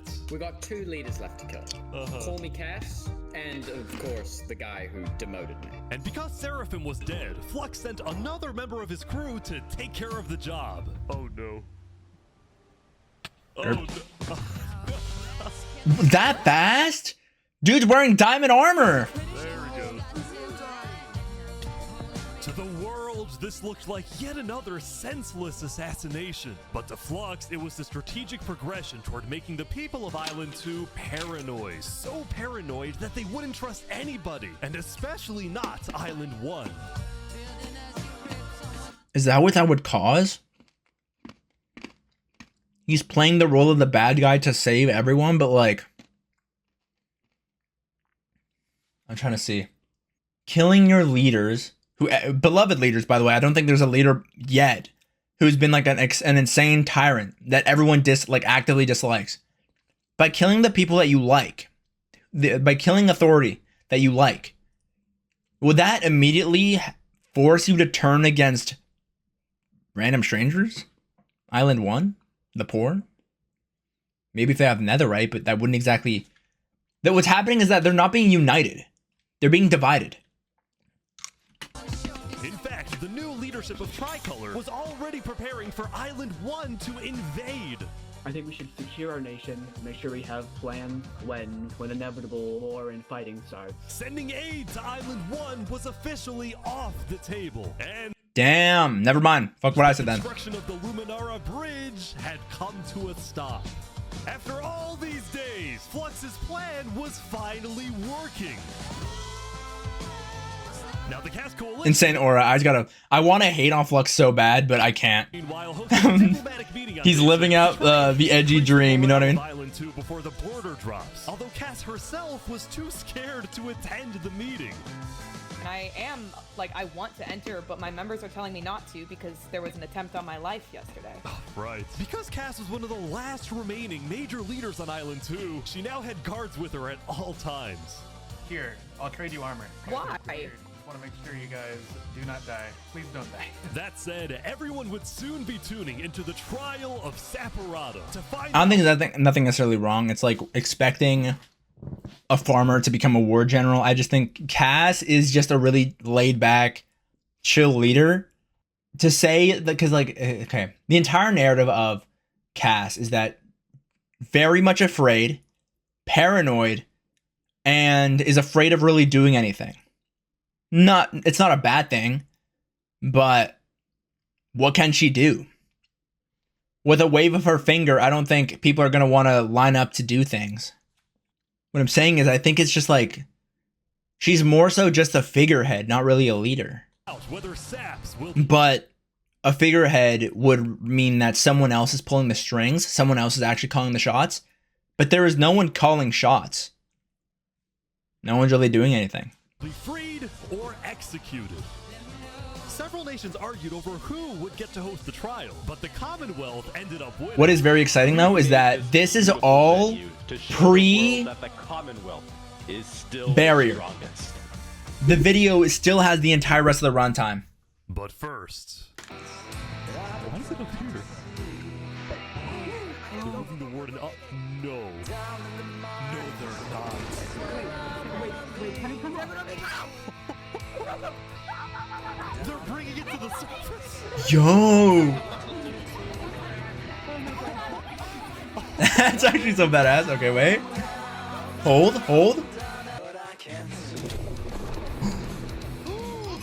Rising lava? Oh. Oh, Sidefall! The propagandist! Well, it was a warden, also known as the most dangerous creature in all of Minecraft. Sidefall had then renamed the warden to Rising Lava, so that when he was accidentally killed by it, the entirety of Island 1 would panic. The lava is not rising, but this is just as dangerous. Uh-oh. Can anything calm the warden, or is it is the world cooked?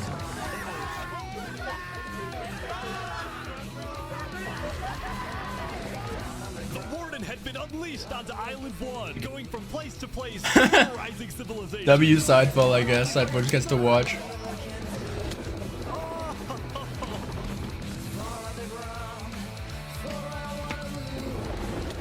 Oh my god. Dude, how is anyone gonna stop this? Until eventually it got to West Helm. But the West Helm army was ready. Ready? Aim! W Spood!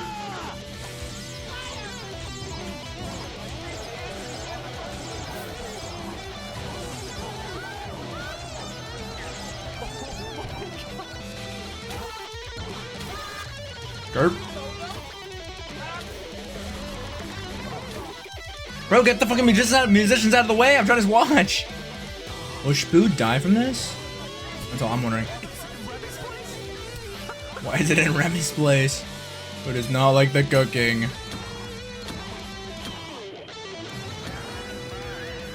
W Cadastro.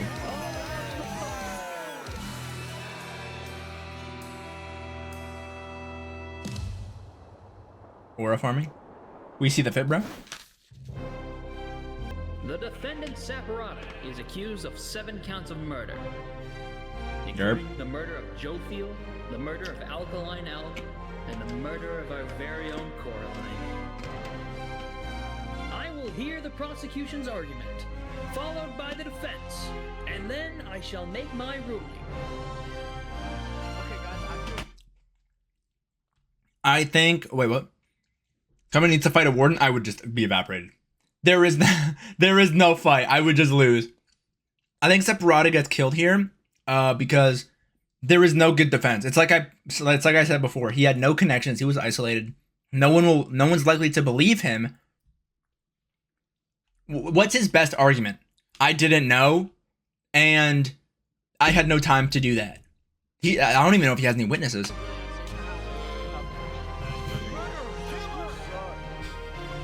And plus, it's Minecraft, so no one's gonna take this shit seriously. Go ahead. Your Honor, Saps constructed a meeting hall which contained the deadly trap, pointed at everybody but himself. As a prelude for the meeting, he had his accomplice, Seraphim, assassinate his leader before running to the trigger, ready to pull the trap. He then fled the scene after the trap went off, just long enough after faking his surprise. He is not only a cold-blooded murderer... Faking his surprise is crazy. The prosecution then called a survivor of the trap, Zekor, to the stand. We know after investigating that only one seat had no trap. Can you identify who was sitting in that seat? It was Saparata. And who built the meeting hall with that seat? It was Saps. You killed our leaders. You destroyed our... Killed our leaders. May your death today satisfy us all. Then it was time for the defense, for Saps to give the most important speech of his life. In Minecraft. All I ever wanted for this island was peace and cooperation between the nations. The loss at the meeting yesterday was extremely devastating and came out of nowhere. But I can tell you right now, I'm innocent. It wasn't me. The leadership in Luminara helped me build the meeting area. He's gonna expose them. And we're the only people who knew about the area before the leadership meeting. That includes the prosecution himself, Thomas 5200. Gotoga, Hive Rotation, Snowbird 334, and their ringleader, Fluxion. Hold on. When I left to gather the leaders for the meeting, they must have snuck into the roof of the meeting to make the trap. The people who I thought I can trust the most used me for their malicious intent and killed the leaders and blamed it on me. This is such good television. They are so likely to believe that. They're gonna think to themselves, oh, Flux was the one who was whatever. He was the only one opposed to the idea. If someone makes that connection, I'm gonna cream right now. Saps had figured out he was betrayed and framed by his friend Flux, but he would end up making a critical mistake. I find it rather... Bro, is surrounded by them. That Three Below, the leader of Luminara, is one of the only people who survived the trap. I find that rather... You were doing so good, boss. You were doing so good. Well, Saps falsely falsely assumed that 3 Below Zero, the beloved leader of Luminara, was also behind the murders. And with that mistake, Saps turned everyone against him. Saps, is that all you have to say? I guess. All right, I'm ready to make my decision. Death. I, Judge Timebomb, find Saparado guilty on all counts. Oh. Fuck. Saps is to be taken to the top of the gauntlet and executed immediately. Oh, that's it. That is rough.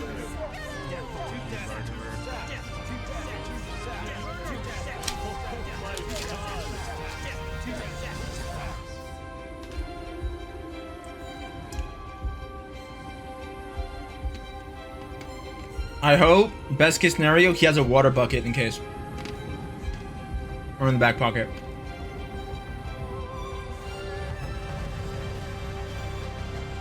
Wait, is he running? That's his only option. He does! No way.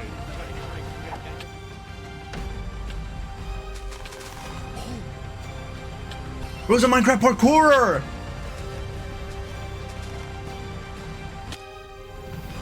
Fall damage. Oh, he might die there. I think it's over. Oh well. He made it! Where'd he go? Where'd he go? Bodyguards. He escaped, man. Did he actually get away? You gotta be kidding me. What? Fucking dub. No one chased him though? The Ish is like, wait, let him go, let him go. This is content. Wait a sec. Don't kill him just yet. This should speak.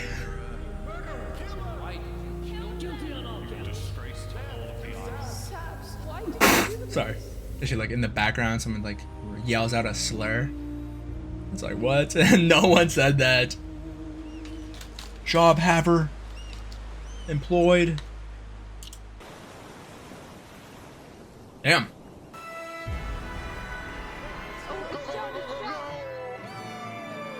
In the most chaotic time. It was day 7, which means the border had officially dropped. At first, people were kind of in awe. Whoa, this is beautiful. Going from one island to another after all this time was a major culture shock. This is Island 1? Whoa. And as expected, Island 1 people immediately started taking resources from Island 2. They're taking the cheat. The flow of resources wasn't all in one direction. We're probably gonna take some gravel back to Island 2. We don't have a lot of it. Still, as people from the 2 islands started meeting for the first time, they were. Yeah, I'm just so confused. Like, why would you like? I get that like Island 1 or the poor island is their home. Why go back? The only compelling argument to go back is that if you stay, you will be killed. But that's an if. I guess that's like motivation enough to not die. Like these 2 who made a tunnel connecting the islands from underground. This is amazing! We've linked Island 1 and Island 2. For the longest time, Island 2 feared That might be important. an invasion by Island 1. But on day 7, that fear completely disappeared. It became very clear that Island 1 had no interest in war. Instead, they were just happy that they could finally enjoy Island 2 for themselves. The water isn't boiling. Everyone's like, what? What the fuck are you talking That about? said, at the beginning of day 7, Lingolini made a big decision. He had decided to move out of the volcano and relocate his entire mafia to Island 2. Yeah, that's what I'm saying. After yesterday's netherite meeting, which got a little heated, Lingolini had legitimate fears that Infernace might seek revenge against him. So, hoping to live a more peaceful life, Lingolini went far away and settled in the Caste Coalition. So you're the leader of a mafia, I've heard? Yes, we are, but we might do some rebranding over here. Are you guys like violent? We weren't violent much. But we have done some political talk that has not been taken well, which is the reason why we're here. Sensing potential danger, Cass decided it was best for Linguini to set up his home outside the Cass Coalition. That said, the Cass Coalition was now bigger than ever before. On day 7, Cass hosted a funeral for the deceased Wood Daddy, and over 100 people across both islands showed up. We are gathered here today in the cherished memory of Wood Daddy, a beacon of kindness in our community. For a second, I was like, why did they force that one guy to like slave away and mine all the wood? But his name was literally Wood Daddy, so it makes sense. While Cass's influence grew, the Commonwealth was in shambles. Saps' trial yesterday was a disaster for the Commonwealth. Island 2 had entrusted the Commonwealth to run the trial of Saps. So when Saps escaped his execution, people lost all faith in the Commonwealth, which at one point was the most powerful civilization in the world. On day 7, most of the in the world resigned, leaving of Minecraft. one player, Sitzkrieg, as the sole ruler of the Commonwealth. Will restore honor to the Commonwealth.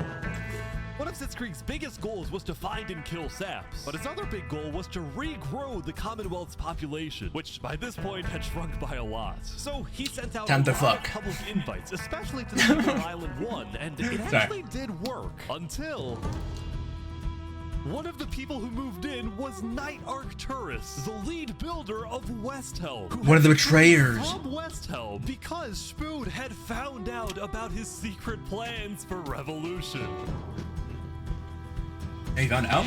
The Commonwealth is letting us hide out here. So as long as Spood doesn't find us, we should be okay. That's like so much aura though. Imagine saying that. As long as Spood doesn't find us. Who is Spood? Dumb. Speaking of fugitives, the guy with the biggest army. Fugitive, Saps was back to hiding in the jungle after miraculously escaping from his trial, although his spirits were quickly fading. Everyone thinks I'm a murderer. I just don't know what to do anymore. Saps knew that Sitzkrieg and the Commonwealth soon planned to scout the entire southern islands to hunt him down. So on day 7, Saps decided that his best bet was to leave his home island and flee to Island 1. I was about to say that. Beat me by 1 second. But it wouldn't be so easy. Because the border had just dropped, people were constantly going back and forth between the two islands, which means traveling by sea could be dangerous. I don't know why people would go to the to Island 1. So Saps decided on another method of travel. The poor island. He went to the place where he was least expected.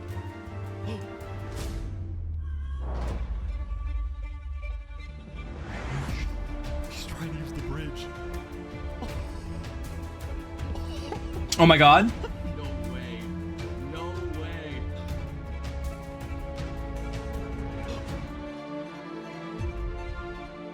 What the heck? Yo! It's that guy. That guy's one of the traders. It's one of the traders.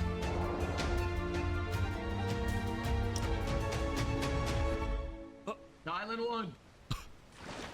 Island 1. Now, instead of chasing Saps, the Luminara builders instead retreated to inform everyone else that Saps was on his way to Island 1. Saps, meanwhile, quickly sailed the rest of the way to So funny, it was like, it's not that deep. Why would you have to? Why would you snitch it like that? Oh, there he is. Hey, buddy. Whoa. You scared the crap out of me. Am I allowed to touch this water? Yeah, right. Yeah, you know, it's good.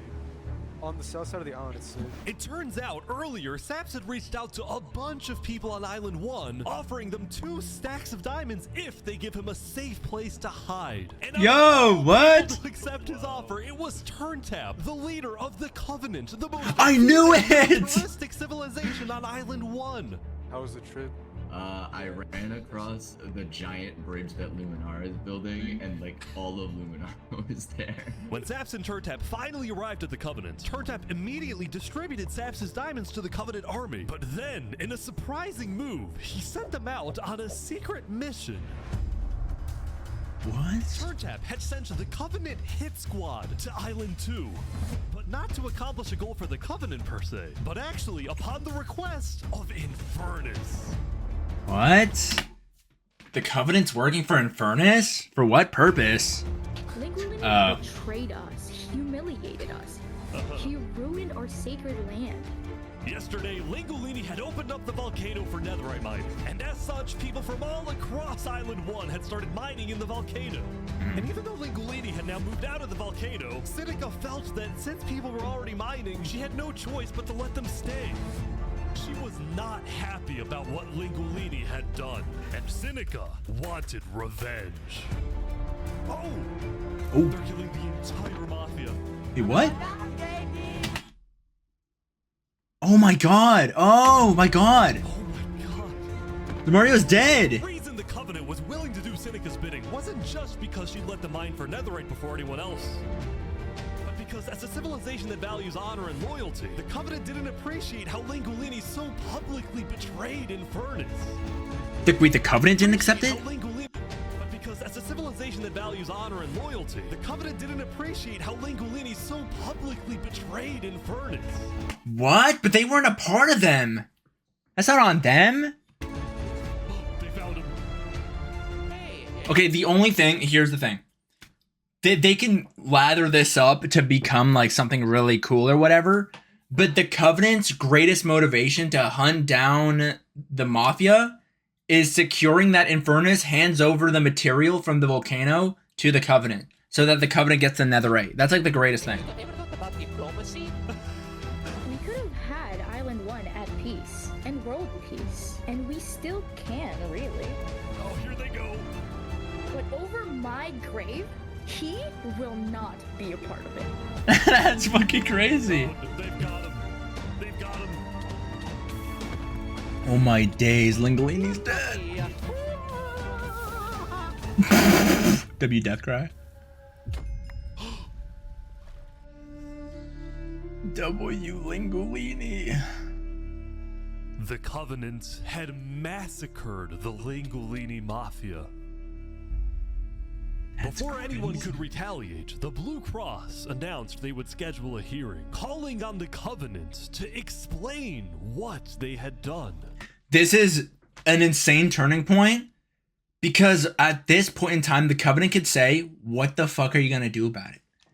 The Blue Cross is only important in the rich island. Realistically, the Covenant could just ignore them completely, but for the love of the game, they would probably disregard what I'm saying entirely.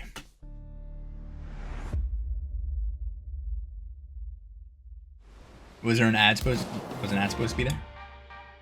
Howdy, Flux. Oh, you got some fancy armor now. Yeah, got it from Island 1. Wait, really? Earlier today, Flux and his crew had gotten their hands on a super rare armor trim by trading with the Covenant, who had picked up the armor trim from the Warden when it died. Oh.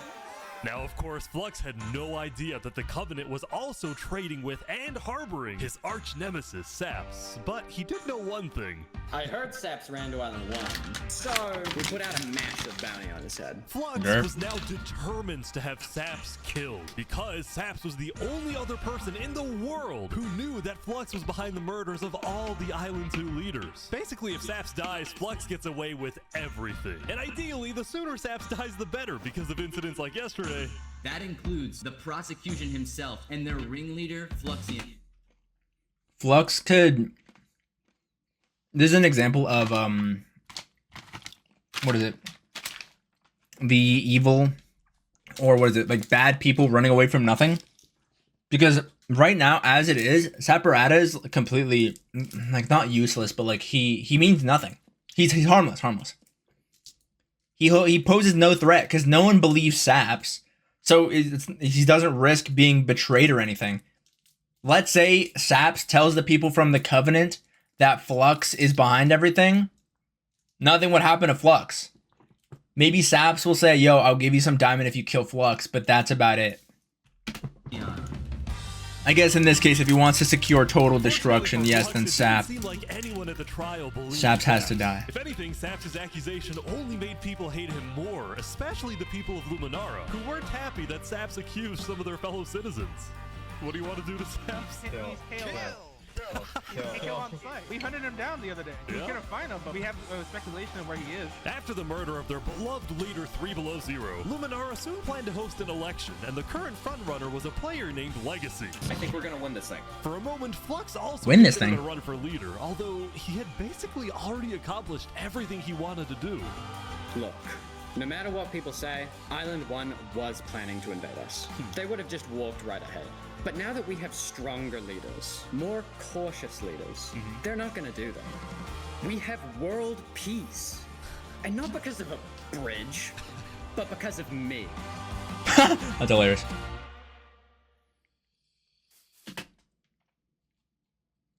I'm just thinking about it for more than 3 seconds. The people, the rich folk, would have given the poor folk aid. This guy was just paranoid because he thought that the poor people would attack them. His fears were unfounded, and now he's claiming the credit? I don't know, bro.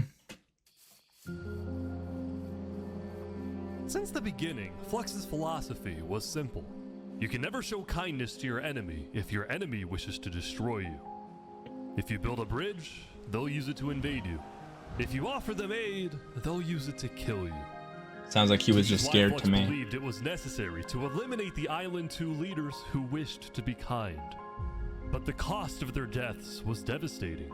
The people of Tricolor still mourned Jophiel, building a massive statue to honor their deceased. That's such a W. We've just been trying to focus on restabilizing our nation. Obviously, the passing of Jophiel hit us pretty hard. Meanwhile, the people of Aperion had elected a new leader, but Aperion was never quite the same after the death of Alkaline Elk. The people of the Commonwealth were also in shambles, having a much smaller civilization than they started with. And even though there was some peace on Island 2, That actually sounds so funny to me because it seems like because of it's been like an hour, I'm forgetting everyone's names. I legitimately forgot his name. Whatever the purple guy was who planning the assassination attempts of everyone, what he might have accidentally done is he created the power vacuum, right? But the people from Island 1, the poor island, are the people that are gonna fill the gap. That's probably what he ended up unconsciously making. people didn't feel a sense of calm, but instead a sense of unease and revenge. They needed closure, and they were determined to kill the person who they believed murdered the leaders they loved. Saps knew that it was only a matter of time before someone hunts him down, or someone in the Covenant betrays him to collect the massive bounty on his head. So Saps made a last-ditch effort to try and get a strong ally for his cause. He asked Turntap to take him to the largest nation on Island 1.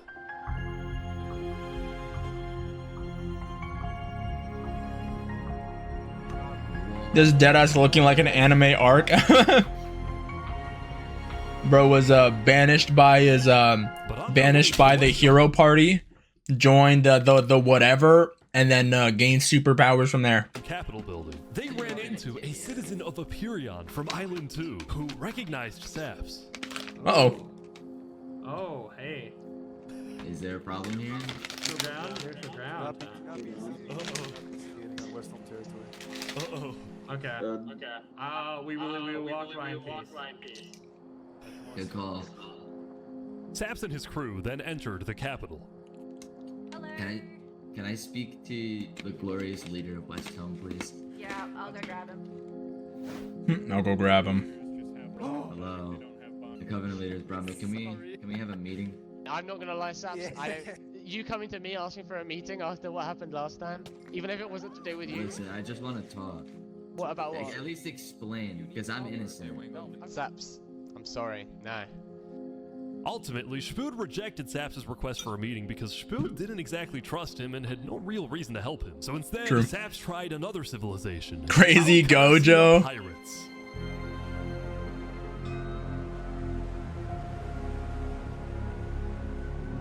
Although when he arrived, things felt a little off. Now, since you're here, you have to drop all your gear. I'm just kidding.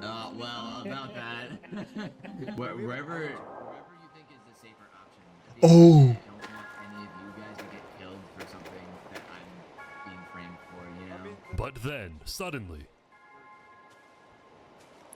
Need to leave. What? Yeah. Wait, what? Where's he going? Turntap had realized that the pirates were planning to kill Saps to collect the massive bounty on his head. Oh my god! W Turntap! What's going on? For realizing that. 1 second, you gotta go back to Covenant like immediately. We probably shouldn't have come out here. Now, on their way back to the Covenants, Turntap suddenly started acting suspicious himself. Are we safe? Is everything fine? What's going on? We need to go back to Covenant right now. That is mega sus. You need to tell me what's going on or I'm not coming with you. Dude, either like you can handle this on your own or like just. Here, I'll explain to you on a sec. Just come on. Listen, it's hard to trust people right now, so I'm putting a lot of faith into you. This is so suspicious. Bad idea. As Saps ran, he pondered his choices. Either he puts his life in the hands of Turntap, who may be wanting to kill him and collect the bounty for himself, or he runs away. Now. I think he might have to run away. Well, yeah.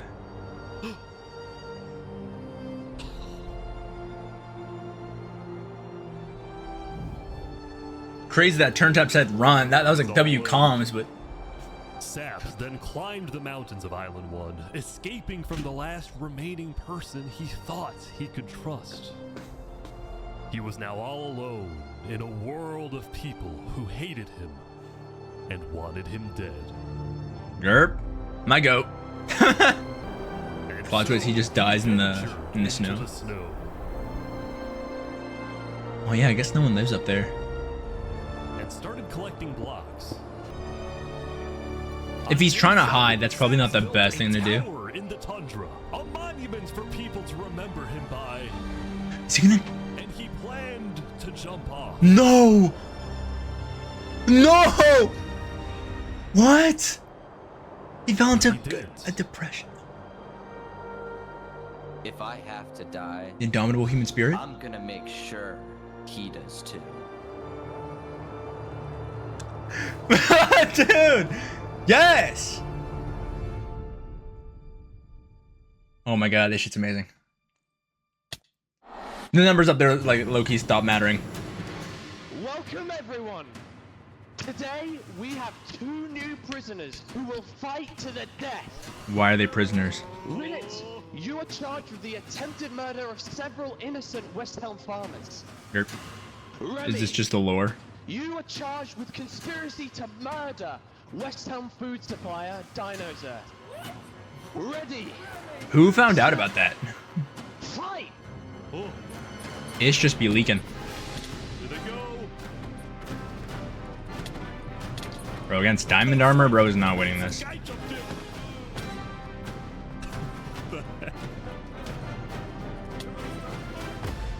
Oh, Remy won? Remy the Rat had won his duel in the Colosseum, and all of his crimes, including the murder of dinosaurs, were expunged from his record by Emperor Spood himself. He was now a legend, and his restaurant became more popular than ever before. He put his head on the floor. Now, it took a few days for Emperor Spood. He was always working on different things. Have you seen our aqueducts? Show me your aqueducts, Spood. Look at it behind you! Look at it! So what's the use of this? I don't really know. What is the point of anything? We just build. We have too many builders, not enough ideas. Now, while True. he was an effective leader, he did have to constantly watch his back for assassins. You know, I've thwarted like 5 assassination attempts, and guess what? I've just found out about another. No way. Spood's entire reign began with him almost being killed, so he was always extra careful and sensitive about where he went and who he associated with. It's also why Spood was particularly angry when he found out that one of the people who planned to kill him was his own lead builder, Knight Arcturus. According to some of my sources, Knight Arcturus was seen in the Commonwealth earlier today. Really? Spood had sent spies across the world to find Knight Arcturus, and when they discovered he was staying at the Commonwealth, Spood immediately reached out to Sitzkrieg to request he be handed back to West Helm. However, given that the Commonwealth was low on citizens and needed good builders, Sitzkrieg decided to reject Spood's request. I'm not just going to give up one of my builders. The Commonwealth does not give in to tyrants. Oh. Spood erupt with fury. Oh, I'm gonna make sure that everybody knows the Commonwealth is corrupt. What a funny fucking thing to say.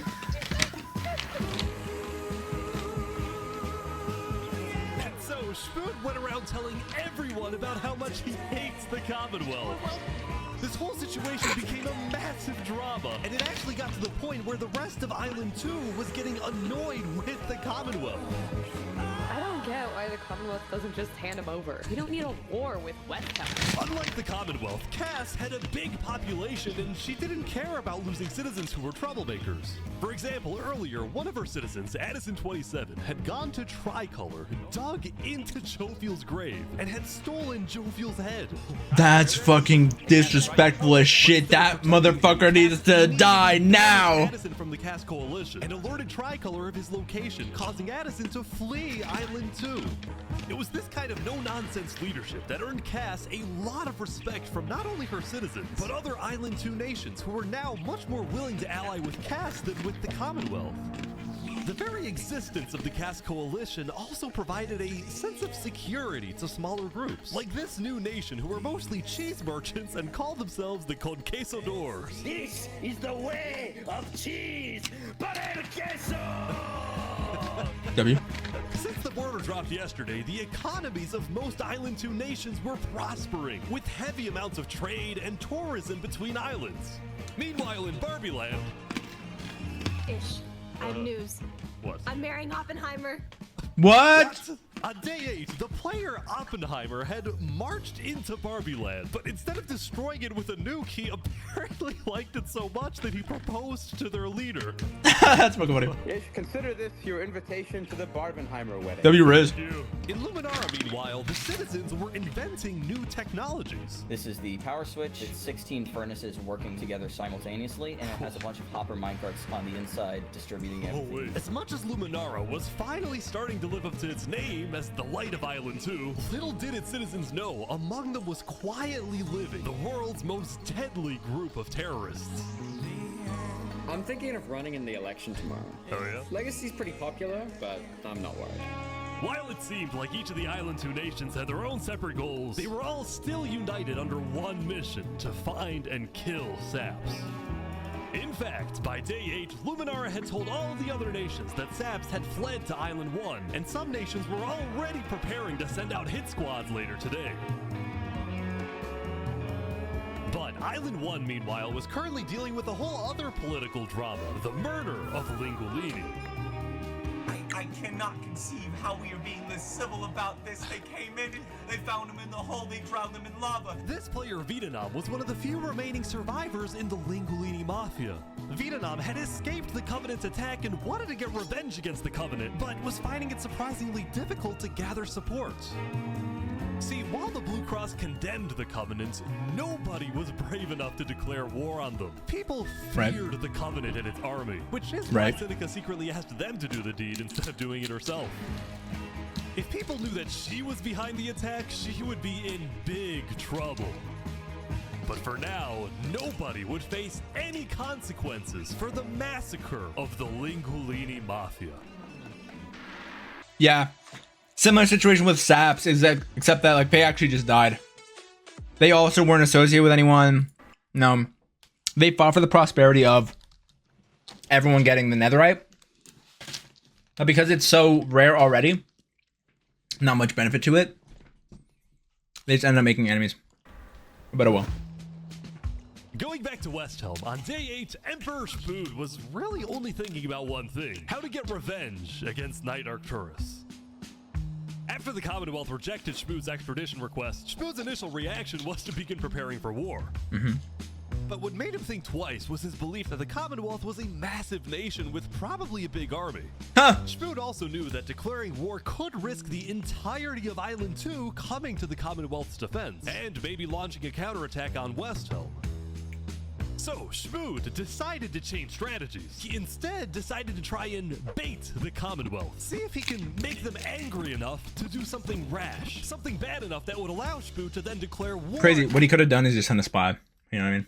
See how people think of, or what people think of the Commonwealth, and then act from there. Everyone's support. And Spood knew exactly how to make the Commonwealth angry. He invited back to the West Helm capital the one person he knew the Commonwealth hated the most. Can we make a deal? We're running out of time. The music is badass. Let me hear what he's saying. The one person he knew the Commonwealth hated the most. Can we make He's using Saps? We're running out of time. What I like about this though, Saps is currently being used as bait, but he's smart enough to know that something's up. So he probably has something planned behind the scenes.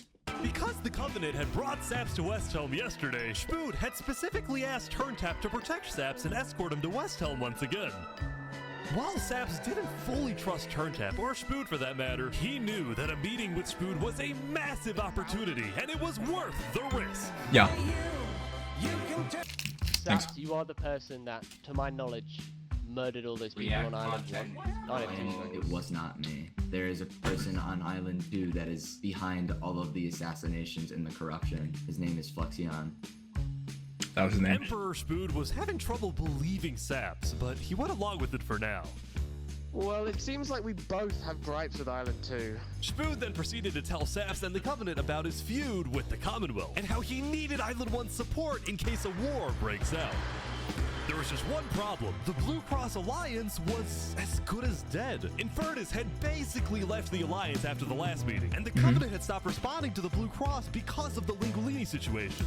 So Spood decided to take things into his own hands and individually call the big 4 nations of Island 1 for a meeting. And he wanted Saps to be there so he could tell the leaders about corruption on Island 2. Now, because of Saps' reputation, Seneca and Benji were hesitant. But as long as the meeting was in a wide open area without a roof, they decided they would go. Funny. So you turned the sun away. How could you be so cruel? Ooh, hey. You wrap the moon in ice. That's not nice. It's hitting me that like all this drama and all this plot, and it's like, my brother in Christ, this is Minecraft. Whatever makes the game entertaining, I guess. So all this hinges on Saps. It's been like 3 days. Well, I guess this still such a big event, I guess. In the world of Minecraft, I guess that's like really important. But it's like, yeah. I mean, in a giant world, what is it? In an open world role-playing experience, you would always, even in improv, you follow the need, like the whatever's given to you. You just go with it. And there's nothing else to do. And this just makes for better television, I guess. That's why Barbie Land is hardly mentioned. You know what I mean? First had Saps tell his story. I've been put on trial and sentenced to death for a crime I did not commit. Spood's goal with this meeting was to convince all the leaders that Island 2 was a threat to Island 1. One of my right-hand men was murdered in cold blood by someone in association with the Commonwealth. It's one of the many injustices I've heard about on Island 2, and I want justice. Then, Turntap of the Covenant made his own statement. A few days ago, Covenant was approached by Luminara to speak of a potential trade agreement. Legacy AN approached me in regards to Fluxion, the guy who Saps is claiming killed everyone, which I do believe. Whoa. Apparently, back when the Covenant traded armor trims with Flux, they had also done the same deal with Legacy. And Legacy had voiced concerns to Turntap about Flux's run for leader, including how Flux was demoted from second in command, and rumors that he's paying people diamonds to vote for him.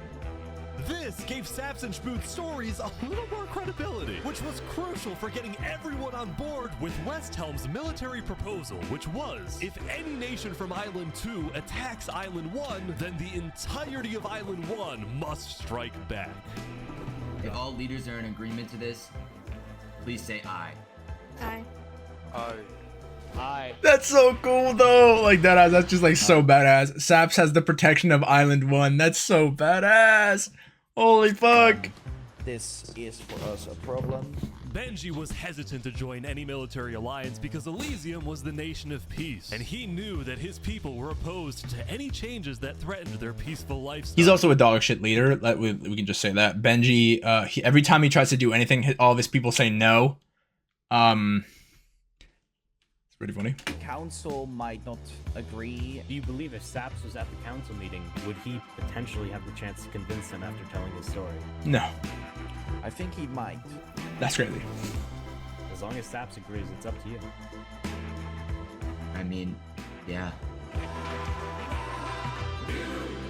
Saps and a few of the others then walked to Elysium on a mission to reunite Island 1. I'm wondering at this point, like, how much of this is script, you know what I mean? Because what is it? Spood wanting revenge off of, because the whatchamacallits, the 5 powers or whatever, which is now just the one, which is Blitzkrieg, is how I remember him. He's holding his guy. Okay, the entire plot hinges on Spood rage baiting Blitzkrieg by using Saps. That's what all this, that idea led to this. I have been framed for the mass assassination of Island 2 leaders by Fluxion and his conspirator. So many other people have died to the same tyranny and corruption that has been on Island 2. I'm just so lucky to be alive and share my story with you guys. But as Saps spoke, the people of Elysium still had some doubts. Against the corruption in Island 2, which is... But who? What is that? What does that mean? That's vague. What does that mean? What is the corruption? Listen. Elysium wasn't convinced that potential corruption on another island was enough of a reason for Elysium to get involved. But then, suddenly... A few days ago... Whoa. What the... Oh. What is Wait, this? this is people from Island 15 members of the West Helm army had inexplicably walked right through Elysium. They quickly left, but it certainly didn't help the tensions.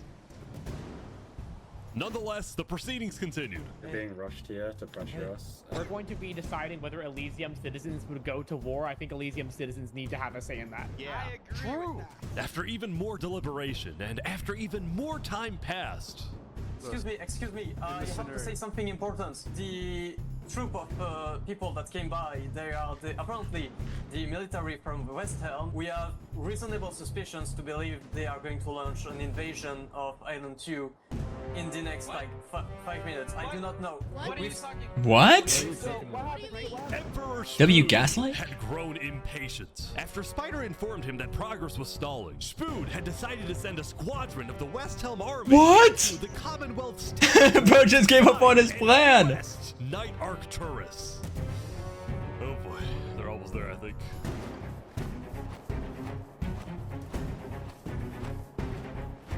How does this affect Sap's legacy?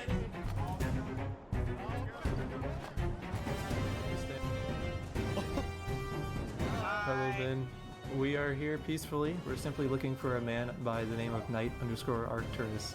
Alright. We don't have him. We do not know where he's at. We have not seen him, nor have we heard from him. We don't have him. Yeah, who talks like that, bro? This gotta be script. Where are they going? With their first plan failing, West Helm went to plan B. Shield wall, shield wall. What the? What's happening, guys? They're forming What? a shield wall. They're forming a shield wall outside. Everyone leave. We're getting out of here. Yeah. Everyone bail, bail. The West Helm squadron had successfully intimidated the Commonwealth leadership into fleeing their own nation. West Helm then went around, searching every house, every mine, every crevice of the Commonwealth. But ultimately, Night Arcturus was nowhere to be found. Where'd your brother go? Probably join the terrorists. Meanwhile, at the Cass Coalition.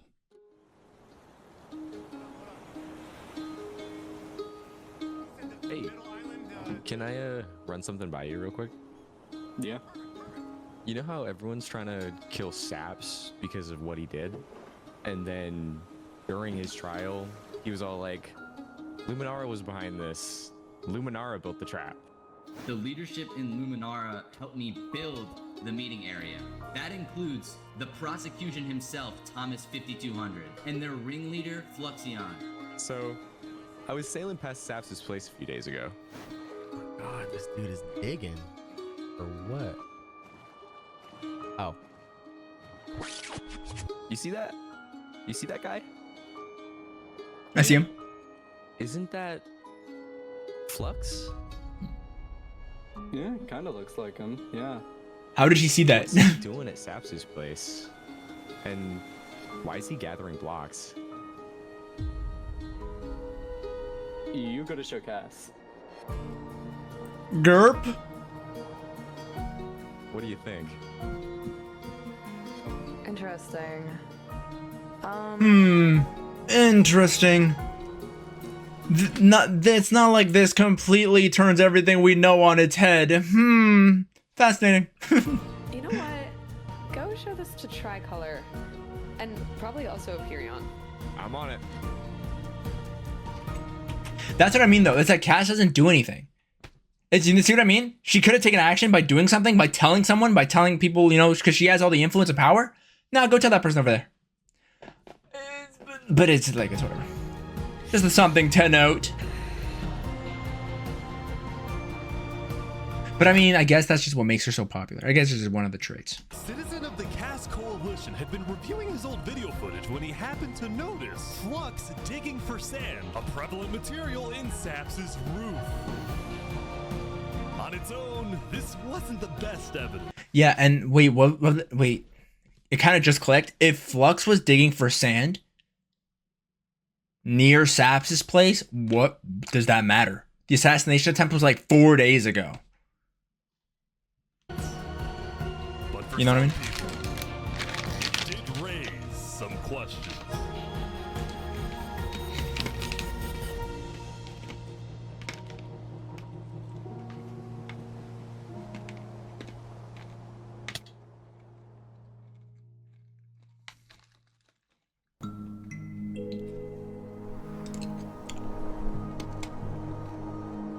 Yesterday, Saps had spent the day getting brought into meetings with the most important people on Island 1, and he didn't really know what to make of this.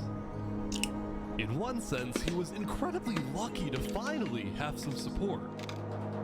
But he also questioned how real this support is, and who he can really trust. Poor guy doesn't know that everything is turning in his favor. Generally did not like the people of Island 2. The Covenant believed that Island 1 was the supreme island with better culture, customs, and traditions. They were also known to be ruthless, having massacred the entire Lingolini Mafia. It's why Saps was suspicious of Turntap's offer to continue protecting him, especially after he ran away. But True. Saps knew he needed powerful allies as world tensions were ramping up. When Spoon invaded the Commonwealth yesterday, he got a lot of criticism, mostly from his own neighbors who were blindsided by the move. Spoon could have dragged all my people into war. Elysium is a nation of peace.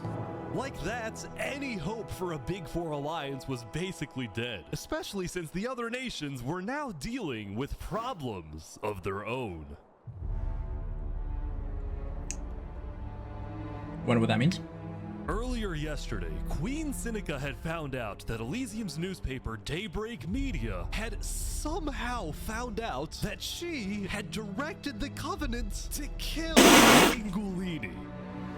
Ish having to pretend like he wasn't the one behind it to stir the pot. What? She knew this story would be coming out, and she was trying to figure out how she would respond. And on day 9, she made her decision. To dissuade people from invading Infernace, she would show strength by doubling down and hold a joint ceremony with the Covenant, parading around Lingolini's head. That's insane. Oh my god. That's low-key insane. Let this be a lesson. Shame to those who disrespect our volcano.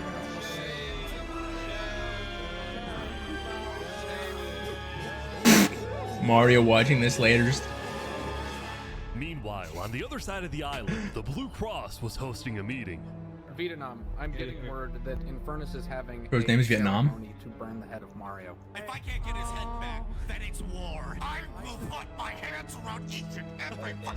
The leaders and representatives then decided that Infernace needed to be punished, and they started discussing whether or not to declare war. But then, not even a minute into the discussion, If everyone is against them, then we are not going to. Benji's dead. He's dead? What? Benji, the leader of Elysium, had suddenly died. And Bro, before I'd gotten anyone could enough. even ask about what happened, a member of Daybreak Media made a shocking revelation. We know that Benji had been one of the people who made the call to kill Lingolini. What? Me when I lie? Benji had admitted to Daybreak Media that he, alongside Infernace, had approved the killing of Lingolini. At the time, Benji believed that killing Lingolini would finally resolve the conflict over the volcano and bring peace to the island. What? Mario, the only guy who agreed with everyone else at the table? This dude was like, yeah, that motherfucker needs to die. But he ended up seriously regretting this decision. So he told Daybreak Media everything, exposed Infernace, and then ended his life. That's such an insane twist. Damn, bro's Judas. That's crazy. That's phenomenal television. Now, because Benji had repented, the Blue Cross Conference decided not to punish Elysium and instead focused on Infernace. I don't know about war. Maybe a trial? Give Infernace a chance to tell their side. Flux was representing Luminara. Fuck is this motherfucker doing here? The leaders actually agreed with his idea. So later today, there would be a trial against the entire nation of Infernace. Derp. Now, when the meeting came to an end, Flux was approached by a few guards from Tricolor. Right, look. We know about the assassinations, all right? No, derp. You're under arrest. You're coming to Tricolor. You're gonna have a fair trial. Just come with us. What are you talking about? Tricolor had issued an arrest warrant for Flux and he obtained incriminating video evidence from a citizen of the Cass Coalition. Being possibly responsible for the death of Jovial in any capacity. What are you talking about? We know Seraphim was guilty of that. There are concerns that you may have been involved in other ways. If you believe yourself innocent, I believe that you are. I trust that you're innocent because you told me you were. But right now, the most important thing you can do is... Where was this level of W for Saps? go to the trial and prove that you're... You say you're innocent? I believe you. Saps be like, it wasn't me. That motherfucker should burn at the stake right now. He's in charge. He's responsible. Kill him where he stands. This is an outrage against Luminara. I cannot believe that you would accuse me of this. Now, the truth was, Tricolor wasn't necessarily convinced that Flux was guilty. They just wanted Flux to go to trial so that he could answer their questions about the videotape. Why didn't you not bring this up beforehand? So you were guilty and run away. You're seriously scared that I'm going to run away Yes. from a trial? You agree after what happened with the Commonwealth, we could never be too careful about stuff like that. We're both not... Fine, I will go. But this is an outrage. All right, let's go. We're gonna remember this. We will not stand for this. You and I pretend to be mad. By Tricolor.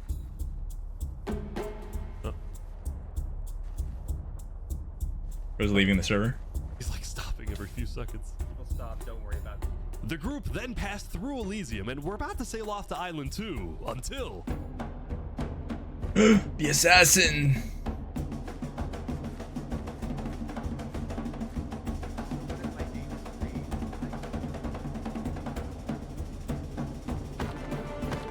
Oh, hey, what is this?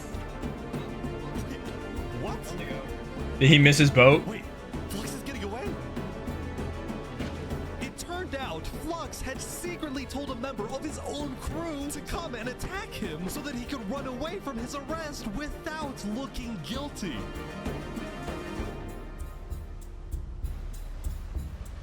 When Flux returned to Luminara, his whole world had flipped upside down. He believed he had covered all his tracks, that he had gotten away with everything. But for now, he had to remain calm and decide on his next move. Legacy. All he can do is hide. We've just been informed that you have ties to the Covenant, and they're working with Saps the traitor. So the problem is, we're afraid you're a national security threat. You have two choices right now. You either drop out of the election this instant, or we can do this the hard way. I must have missed something. Legacy. Yeah? We've just been informed that you have ties to the Covenant, and they're working with Saps. I mean, when I lie. So the problem is, we're afraid you're a national security threat. You have two choices right now. You either drop out of the election this instant, or we can do this the hard way. Oh, that's tough. Alright. By forcing Legacy to drop out of the election, Flux had automatically become the leader of Luminara. Which means if Tricolor still wanted to arrest him, they wouldn't be able to just walk ahead and take him. They would have to invade Luminara itself. Bro's getting away with far too much. Someone should stop him.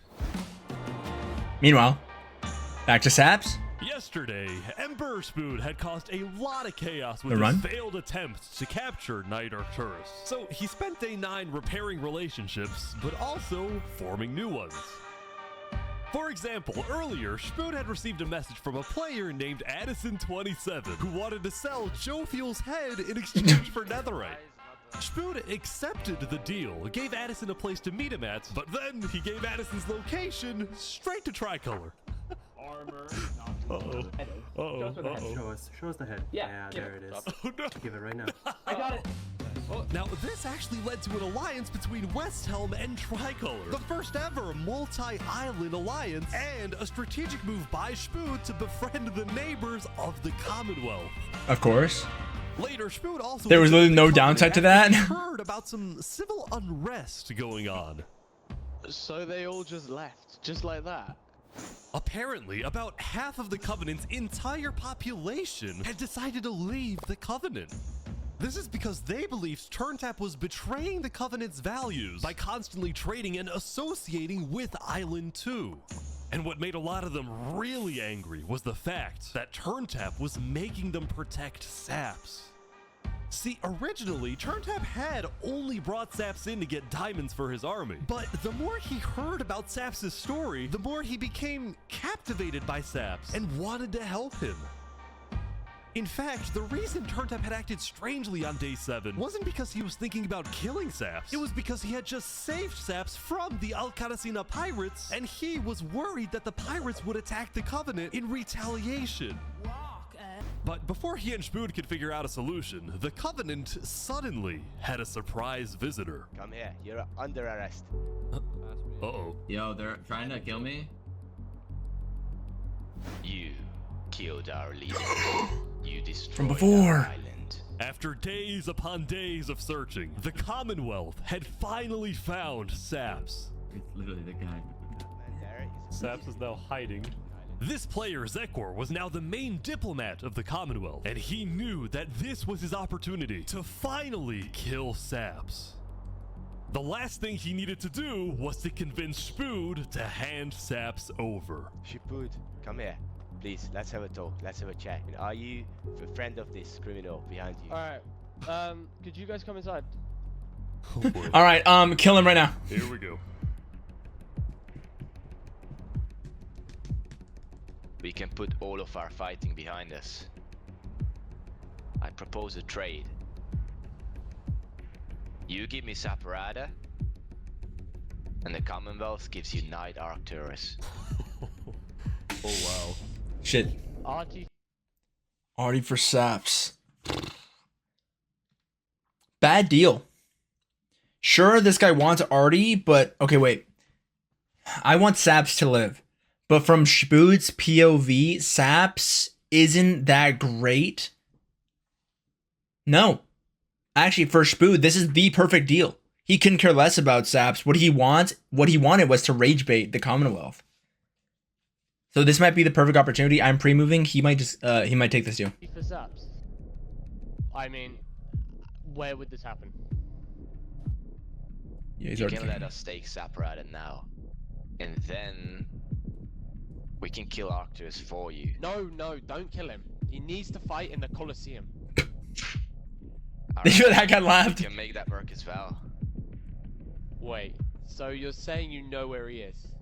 Ooh, wait, they lied to him earlier. They lied and said they didn't know where he was. Plot point? It's interesting because Sitzkrieg said he didn't. Okay.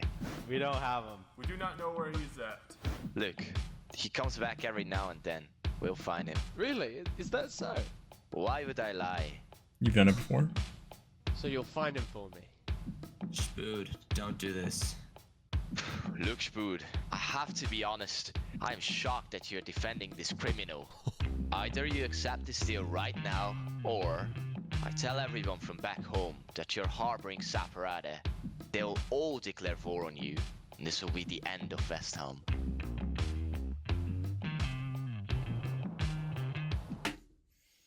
W threat. Would he take this though? It's because I imagine, who is this? Zekker doesn't know that the world is currently turning in Saparade's favor. Let me see if I can speed it up by 1.1. The terms of this deal very clear, because I want to be accurate. You expect me to give up an innocent man in exchange for a... I thought so. Is that really your offer? He's not innocent. He is. Alright.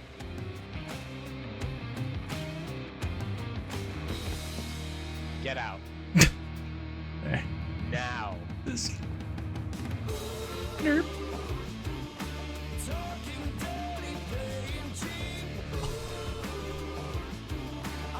Aura. As such, Turntap would be there to help her, which meant Saps also had to go. I don't want to watch that times 1.25 XP, bro. Can we start them to the beginning? I missed it. Saps getting attacked. He's getting attacked? Oh no. Oh boy, Saps getting attacked again. The Oh my- attacker was taken out immediately by the Covenant, but this led to another problem. We need to know whether we should keep Infernace in the area. We are worried about assassinations. Not going in a building, we're having this outside. Seneca and the rest of Infernace had arrived, but were refusing to enter the courthouse because of safety concerns. Infernace is saying outside or nothing. They're not going in. And as expected, people were quickly becoming impatient. I have to stand here for 5 more minutes. I'm gonna pull all my hair out. Let's come inside. These people don't have the ability to come in this building. The trial hadn't even begun, and things were already out of control. And then... What the hell is happening? Again? Someone's setting up dripstone.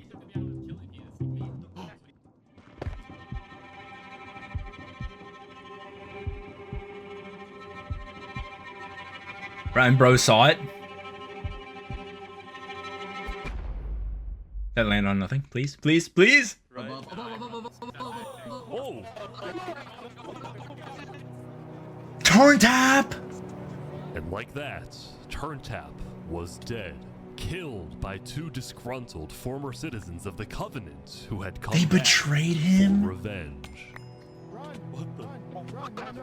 Dude, on God, stalactite killing is so OP. What? But now that Seneca had adopted the entire Covenant army with all of its netherite weaponry, it would be impossible to try and arrest anyone. True. Saps, meanwhile, was abandoned at the courthouse, so he ran all the way to West Helm to Emperor Spood, who was apparently dealing with a new political crisis. It appeared that Spood had finally made the Commonwealth mad because, according to a West Helm spy, it looked like the Commonwealth was preparing to go to war. And on top of this, Spood had received a message from Sitzkrieg inviting him to the Commonwealth for a meeting. Why would he do that? Of course, Spood suspected this was a trap, but his second-in-command Spider had an idea.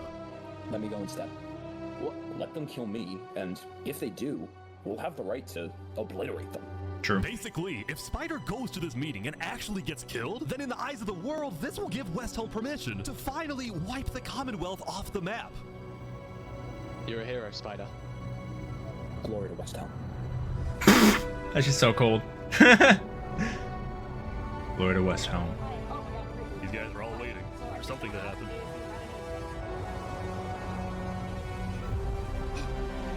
Spider was killed. Wait, what? Where is everyone? The Commonwealth had been completely abandoned. What? See, after Zekkor's meeting with Spood, Sitzkrieg had tried to rally all of Island 2 against West Helm, but not a single nation joined him. Throughout its days, That'd be the crazy. Commonwealth had faced chaos, infighting, global humiliation, and now Sitzkrieg was utterly defeated. So, as a final jab against West Helm, Sitzkrieg decided to kill Spider before dissolving the Commonwealth once and for all. Oh. Sitzkrieg and his remaining citizens then decided to pack up and relocate to the one place in the world that West Helm wouldn't be able to infiltrate. Wow, really? Just because the building has aura? W, I guess? Thank you, Seneca. Low-key genius, though? Like, top 10 rage bait? As leader, it was Cass's duty to keep track of all the world conflicts. But by day 9, they were simply overwhelming. She watched from afar as the Commonwealth fell apart. She watched as world leaders died left and right. She watched Infernace avoid justice. It's so funny to me that while I was like low-key ragging on her throughout the entire video, she might survive because she wasn't a part of any of the beef. By blocking themselves off, with netherite at their defense, as well as the volcano's sheer height. Yet despite all the turmoil, Cass spent most of the day trying to solve what was now the world's biggest mystery. Who had really murdered all the Island 2 leaders? Was it Saps, or was it Flux? She knows the answer. See, earlier at the Blue, in fact, thinking back, the trial itself was suspiciously short, and the judge made a decision very quickly. Well, on day 9, one of Cass's citizens was scouting the Commonwealth and figured out why.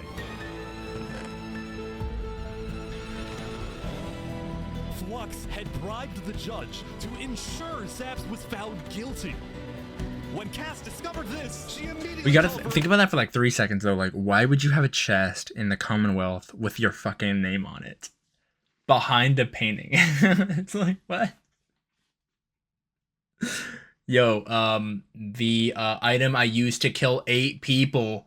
Signed, Takamada. Meeting with local leaders. It's been Flux this whole time. I'm so mad. He needs to die. Yo, Cass. I never thought I'd say this, but you have my permission to invade Luminara. Okay, I'll tell my guys to prepare for battle. No, there won't be a battle. We go in, we take him out, we leave. Got it? Dude, when did Cass become so cold? Day 10. Final day. Welcome, everyone. Welcome. We gather here today because, well, we never got the opportunity to properly mourn our previous leader, 3 Below. What's going on here?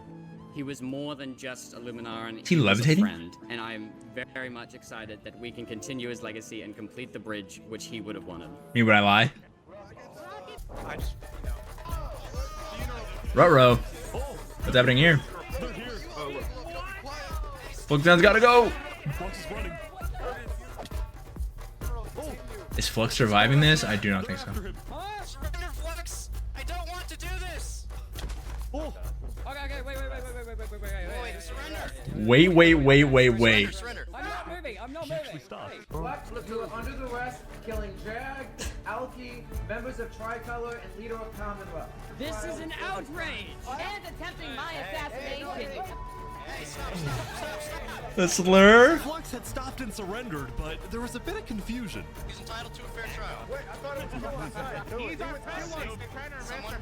Going in, Cass had been under the impression that the people of Luminara wanted Flux to be overthrown, when in reality, most Luminarans knew nothing about his crimes. Don't speaking to a mass murderer right now. Don't let him get through the crowds, guys. Where's Legacy? Luminarans, do you want this man alive? Yeah, entitled to a fair trial. Oh, come on. What the fuck? What is this? What? So it's kill on sight for Saps. Well, I guess because, okay. Wasn't sure about what to do until... Come on. He's running. Kill him on sight. There's a trap set up? No way!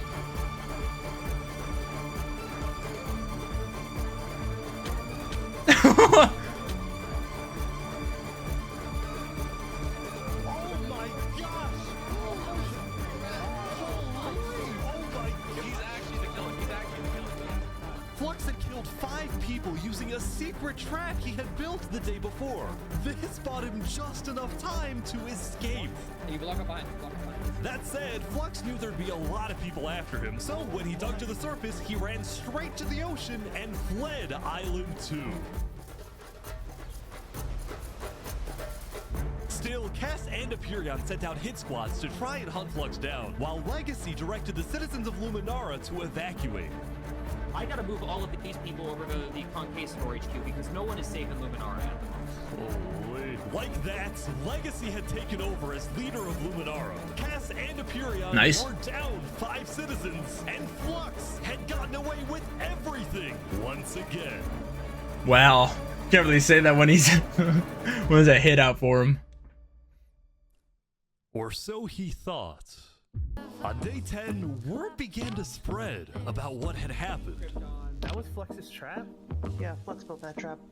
Which made people think, was Flux behind the murders of the Island 2 leaders after all? Dude, I think Flux was behind everything. Guys, I think it was Flux. Suddenly, the world realized that Saps had been telling the truth. Such a W reveal. I love storytelling. Okay, they ruined it. Hey, Saps, how do you feel? Finally. Not my goal! He's innocent! He didn't kill himself! Since he had gone into hiding, Saps had been vindicated, proven innocent. Let's go! My goat! Was finally on his side. Now I'm just curious to know, like, how does the game end?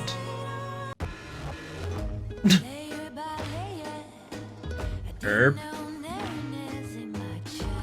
Queen Seneca had offered Flux refuge at Infernace. What? On the condition that he and his crew build deadly traps all around the volcano perimeter so that nobody can break in. But the rest of the world was unfazed. Yeah. And declared war against Infernace. And I just want to say, if I die today, I love you all. We love you. Glory to West Helm. Ah, West Helm! Oh! Look who he is. He was my brother. My brother! Everyone's brother. British. And they took him from us. They took him. They took him! Flux got away with murdering so many of our people and our leaders. Today, we get justice for our entire island. Get justice. Justice for Saps, too. A few days ago, my home was turned into a death trap behind my back. I was framed and then forced to go through a rigged trial. Guilty on all counts. Yes. Looking back, the fact that Saps lived this long is insane. Wanted me dead. But today, you all know the truth about who There's really Herobrine in the back. killed our leaders and our friends. All right, everyone, listen up. There's There's a lot of things to watch out for. There's gonna be lava, boiling water, dripstone traps, their entire army. They have the height advantage and netherite armor, but we have numbers. So let's stick together and let's win this thing. Come on! All right, here we go. I think it's low-key crazy. Yeah, I think that's literally all the villains ganged up into one area. Because Flam, the people of the volcano is literally comprised of every villain. Am I crazy? Because Flamorous was extorting Luigi and then put a hit out on Luigi, and everyone else is everyone else. I don't think there's one single good guy in Flamorous. Or Seneca, whatever. I think it's called Seneca.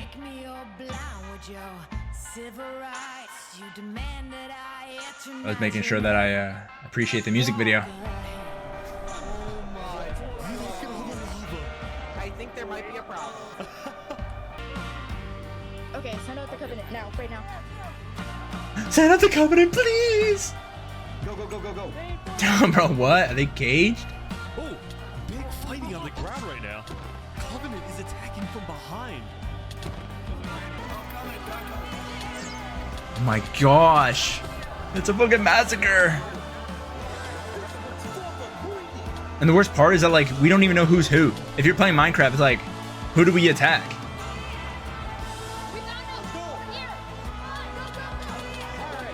Oh my gosh, oh my gosh. Oh my gosh. The final exchange? Since Krieg was killed?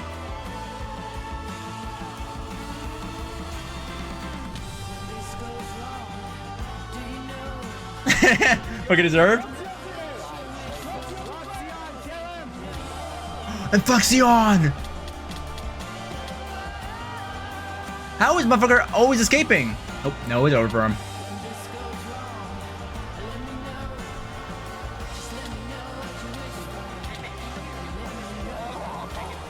Bro may have been one of Dream's hired hitmen. Wait, that us? Oh. He doesn't survive that. Oh, he does. For sure he does. It's like a false bottom.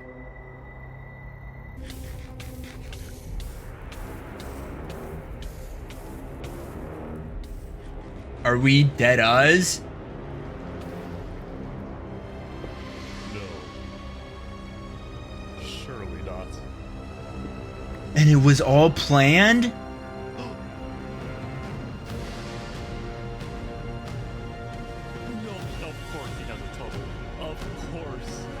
It was all planned?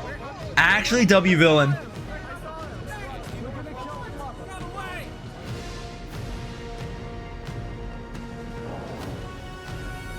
He's missing? Hold on. You can't be serious.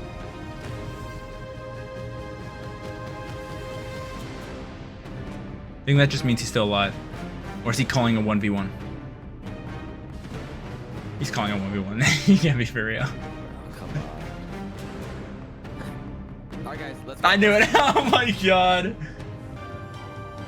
Oh my days. The hero? The loner turned villain or turned slandered? Turned hero?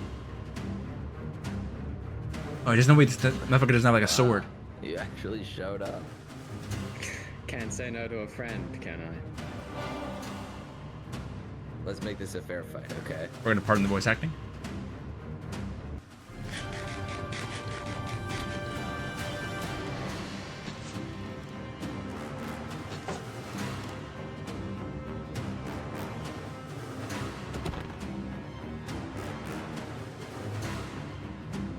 Oh my days. Is Flux scripted to lose?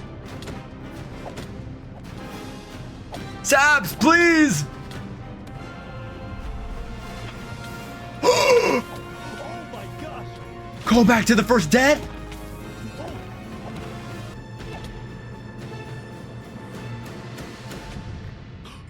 Saps died. I know it was Saps.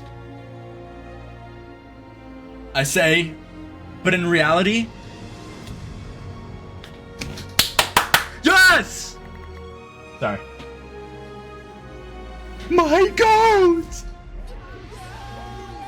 Oh, let's go, Saps! As it was scripted! That motherfucker's left scot-free. Saps had killed Flux. And with that, Justice was restored. Terror was over. I read your chat. Justice was restored, guys. All evildoers were killed and slaughtered. W. Reminder, this is Minecraft. I finished it like ASAP, dude.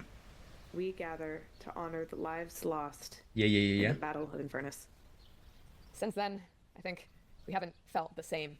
I know I certainly don't. The Island 2 West Helm that queso? had defeated the Infernace forces. But winning had come at a high cost. Mommy wood? There was a mommy People wood? across the world took time to mourn their dead, reflect upon the battle, and then, eventually, decide how to move on. Shuts the server down. W video. Shut the fuck up. Surprised I was only here for 5 minutes of this stream. We will catch that traitor. W Spood. I'm sure he's still going at it to this day. Very,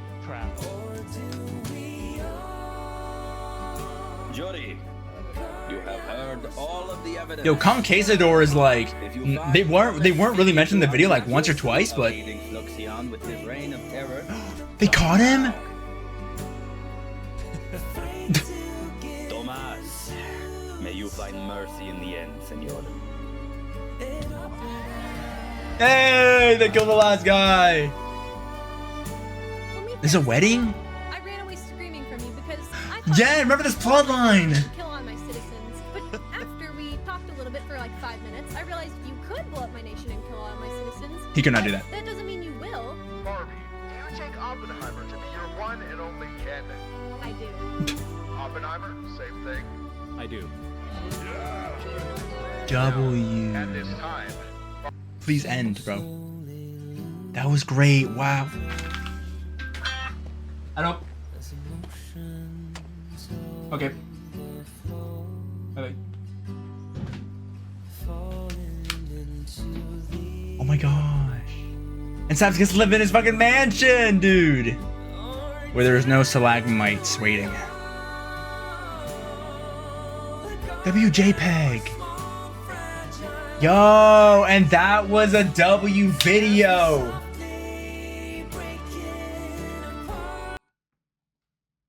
We're good off that one.